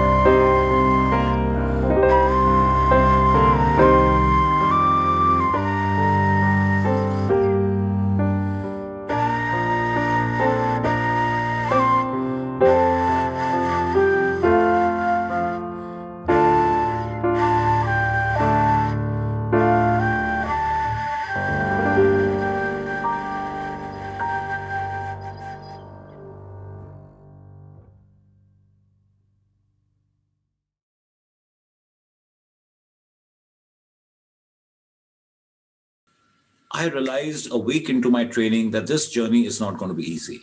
It's going to be very difficult and it's going to be very long. And there would be times when I would be tempted to quit. And because I didn't want to quit, I went onto social media and I announced that I'm going to do the Ironman. So people who saw my post commented, and a number of them, from their comments, you could make out that some of them were ridiculing me. Of course, not openly, but you could make out from the kind of, taunt which is there. Some were just smiling. And now that I had announced that I'm going to do the Ironman, I trapped myself. Because if I wanted to quit, if I quit now, these same people would say, like, we told you, he can't do it. ये ऐसे ही बोलता है कि मैं करूंगा Ironman. So I actually cut off all routes to escape. And therefore, I remained in the thing of training. Though, let me tell you, every day when I trained, I cursed myself. It was tiring. It was hard. And I was to curse myself, why did I get stuck in this? But because I had done public pledging, I didn't quit. And I'm glad I didn't quit. Comfort zone. If you need to do anything big in your life, you will have to step out of your comfort zone. My comfort zone was going to work, getting back, playing a game in the evening, socializing, television, family time, all that stuff, sleep. And this goes on day after day with variations as they happen in anybody else's life. But when I started my journey to do the Ironman, what I was doing was totally out of my comfort zone. Now, I spoke about time management. I will now relate that here, that there was no time for me to train because I couldn't compromise on my 9 a.m. to 5:30 p.m. job. So I would get back from work, change, and then go for a run at night. So from 7 at night to 10 o'clock, I would run. Thrice a week, I was in a 5 working day environment. Thrice a week, 7 to 10, I would run. Twice a week, same time, I would swim.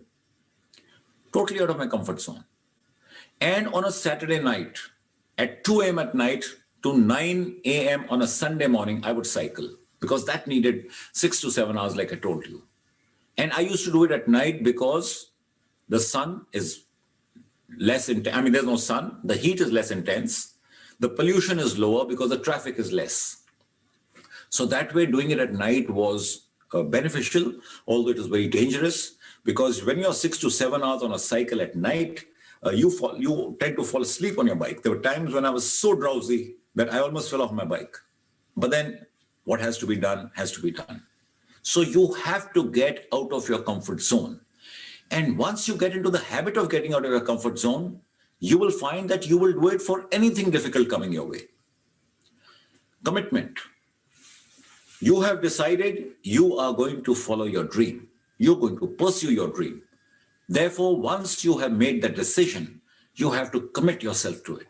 You have to give it your 100%. There are no shortcuts.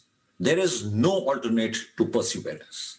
So commitment and all these points that I'm talking of are interrelated. You make that commitment and then you stay in the system. You keep at it till you get your dream come true.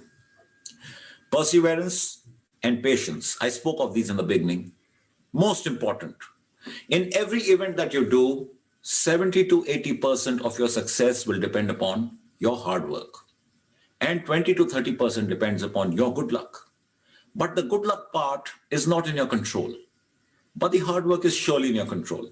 So control what you can. And that's how much effort you put in.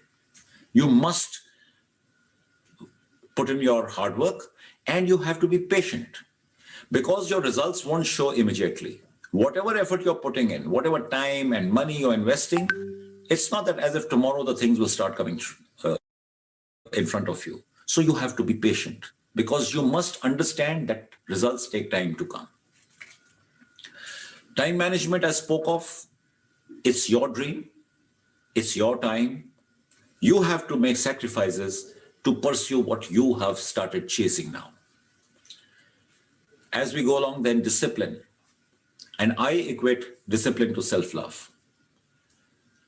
If you love yourself, then you will do anything that it takes to do whatever is good for you. For example, somebody wants to lose weight. and they say that, I'm going to lose weight. I love myself. I'm going to lose weight. But the first plate of sweets which come your way, you pick up a sweet.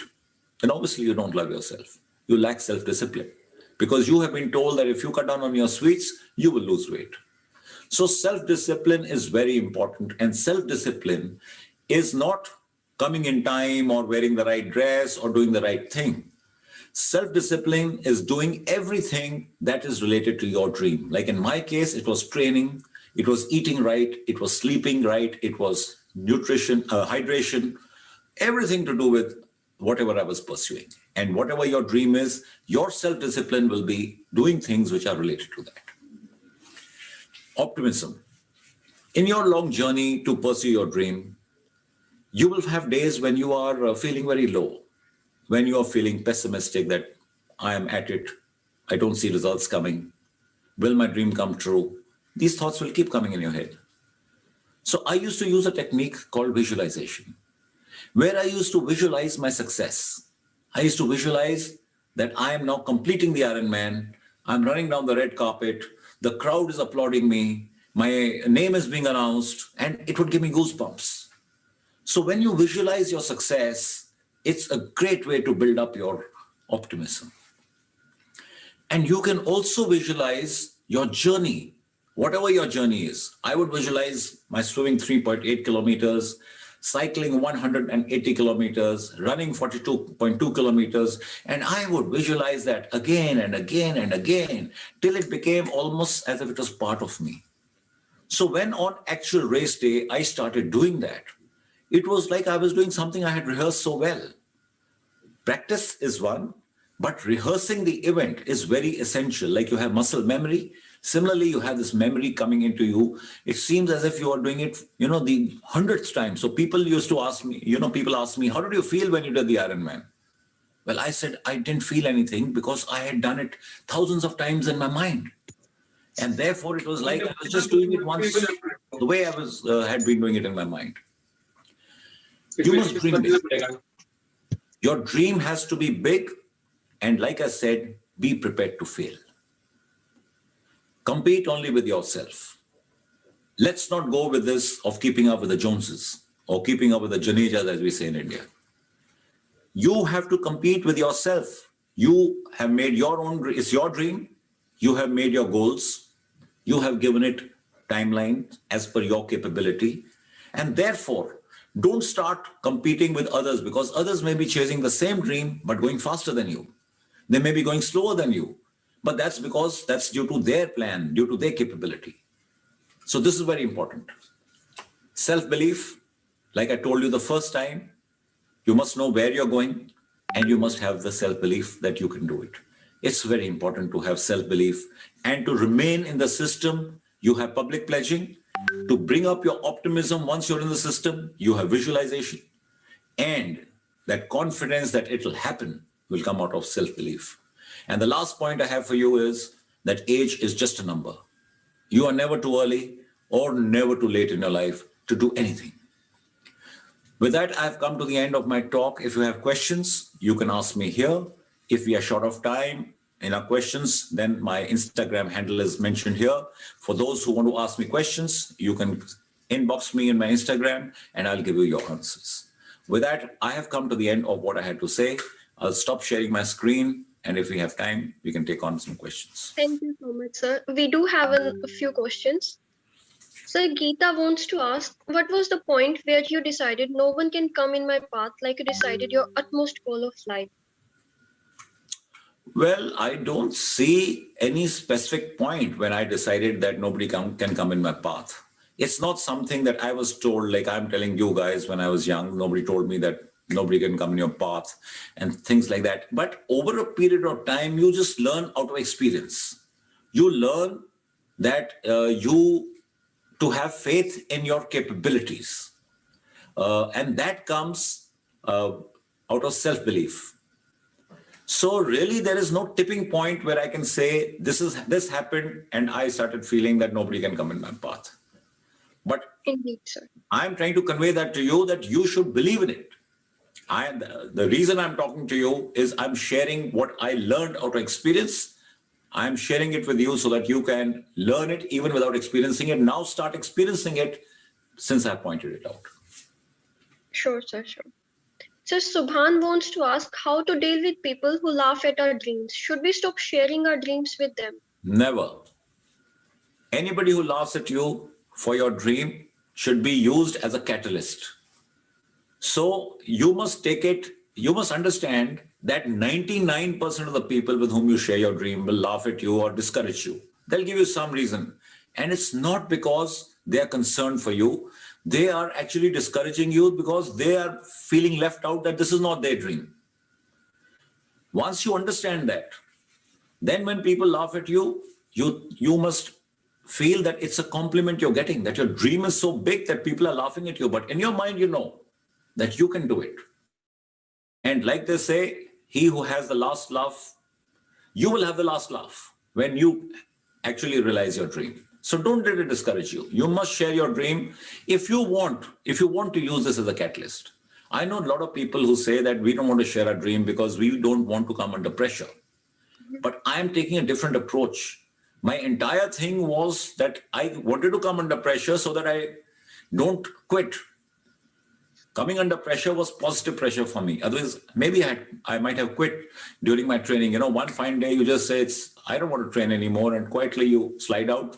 Nobody knows of what you were doing, and nobody will know that you have stopped doing it. But if I had quit after telling everybody, then they would all know. So that kept me going. I think it's a way to keep going. That makes sense, sir. Thank you, sir. Sir, we have one more question from Ananya Singh.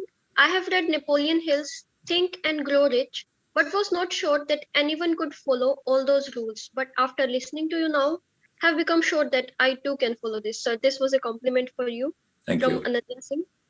Sir, it was indeed a pleasure to have you here, and the insights you shared from your life, they are so inspiring. And sir, thank you for joining us today. Thank you so much, sir. My pleasure. Wish you all the best. Good luck. Godspeed.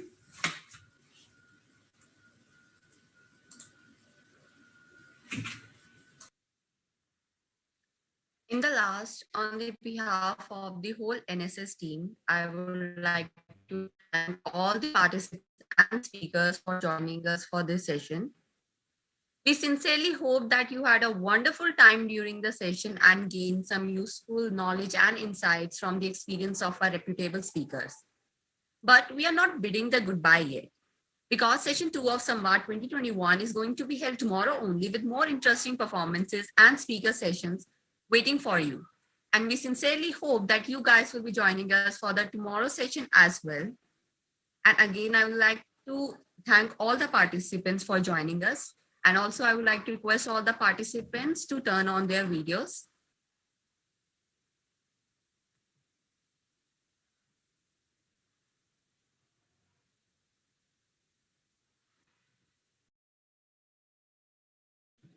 Everyone, please turn on your videos for a group picture or screenshot. Whatever. Okay.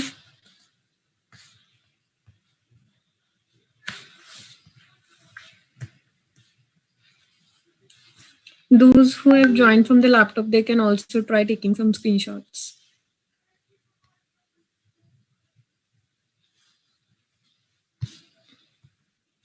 Connection issues, okay.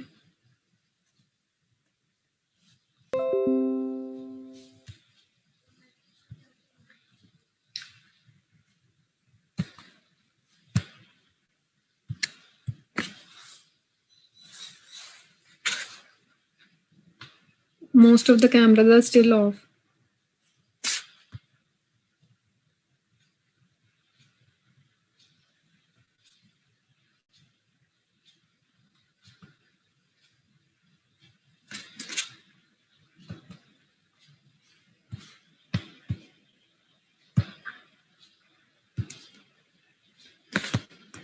Okay. Thank you guys for joining us for this session. I would request the anchoring team and the executives to stay back. And guys, thank you for joining us, and we will look forward to hosting you guys tomorrow as well. So the timings for tomorrow is 3 to 5:30. And the link will be shared on your registered email IDs. Thank you so much.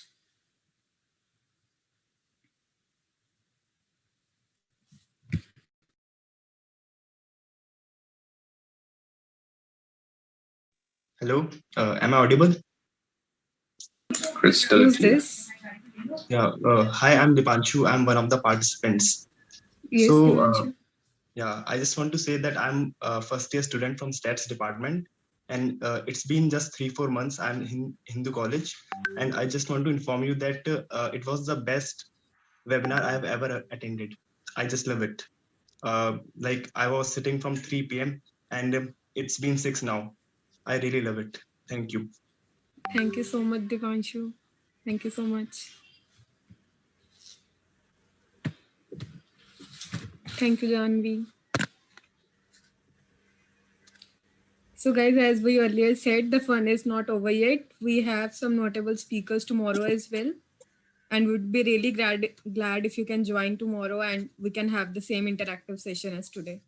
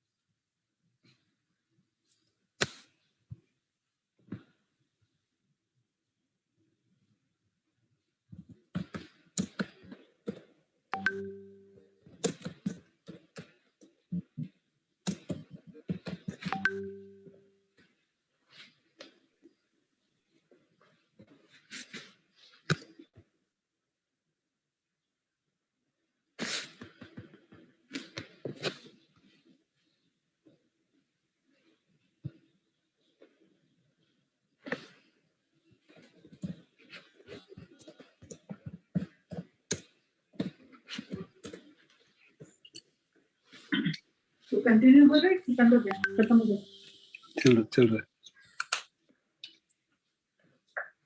Good evening, sir. Sir, the session just ended. Thank you, sir, for staying well till the end. Thank you very much खत्म हो गया नहीं हाँ she said just ended. Thank you for staying with us. So Thank you, just sir. ended. Just you. ended. Thank you for being with us. Thank you very much for having invited Thank me. you, sir. I enjoyed Thank you, It was our seeing all pleasure, of sir. you. Okay, bye bye. God bless. Thank you, sir. वो बच्चे का जिन्होंने बहुत बढ़िया गाना गाया था अलंकार वाले सर उनकी रिकॉर्डेड वीडियो थी हमारे पास. They're actually the Music Society of Hindu College. all of them sang very well. Yes, sir. Sir, we will convey your regards to them. Thank you. Just tell them they did a superb job. Yes, sir. Definitely, sir. And I thoroughly enjoyed looking at each one of you. The younger generation is tough and strong. And I'm sure you're all reasonably motivated and have an immense desire to capture this world. Sure, sir. Yeah, actually, it was really a blessing to have you here. You were great, sir. Did you hear what Biden said? Yes. Yes, sir. About Indian Americans, right? When he was talking to one, he said his about 55 Indians. 55 Indians are part of Biden's administration. So he says virtually in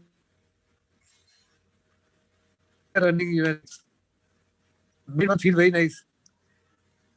हिंदुस्तानी सारी दुनिया में छा गए हैं लेकिन वहां जाके हम ज्यादा मेहनत करते हैं हिंदुस्तान में उतनी मेहनत नहीं करते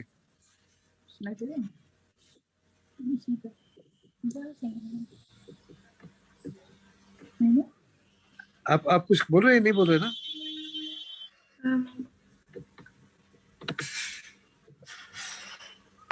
Even the Perseverance rover जो गया है सर नासा का उसको भी मैनेज एक इंडियन ही कर रहे हैं अपने रूम से. आप what exactly are you doing? क्या pursue कर रहे हो? Sir, I'm currently pursuing philosophy honors, fresher. Philosophy honors. Yes, sir.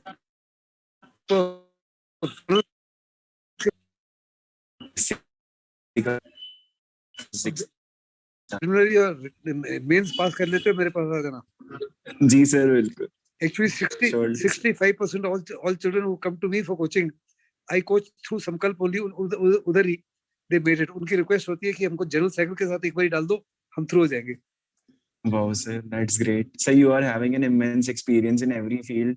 So literally, it will be a great to have guidance.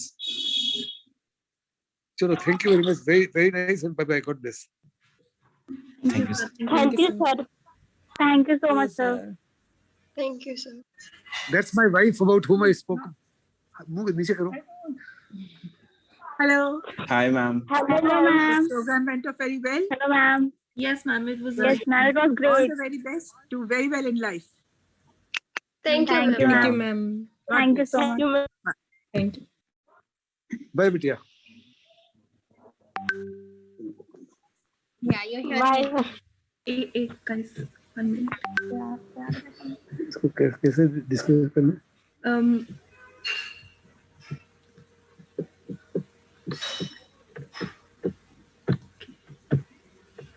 ठीक है, sir is gone now.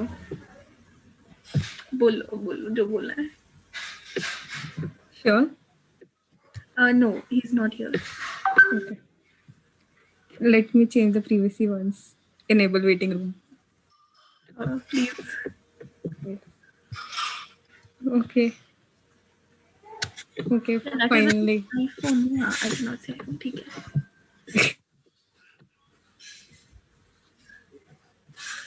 There are a lot of volunteers, like they're still there. I don't know whether they've like just left their phones after logging in. I feel so कि वो ऐसे ही है, वो तब से ऐसे ही है. Yeah, exactly. No responses, no messages, nothing. छोड़ दिया लगा के. Okay. लक्षित एक बार कैमरा ऑन कर ले प्लीज. लक्षित कोई आ रही है. लक्षित तो रेडी होके बैठा है. Guys meet your president.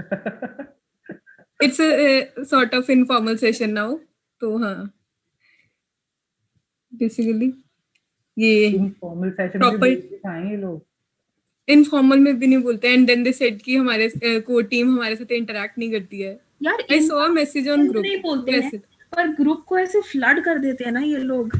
Group में जितनी मुझे बातें करा लो टेक्स्ट पे. तो सुभान इज सेइंग कि प्लीज अनम्यूट अस. यार एक्चुअली मैंने चेंज करी setting. Just a second. This Kartik in the waiting room. ये कौन है? ये एग्जीक्यूटिव तो नहीं है. नो. कार्तिक का और कार्तिक 407. पता नहीं. I think a volunteer not executive. ठीक है. He not a volunteer. He in mathematics honor.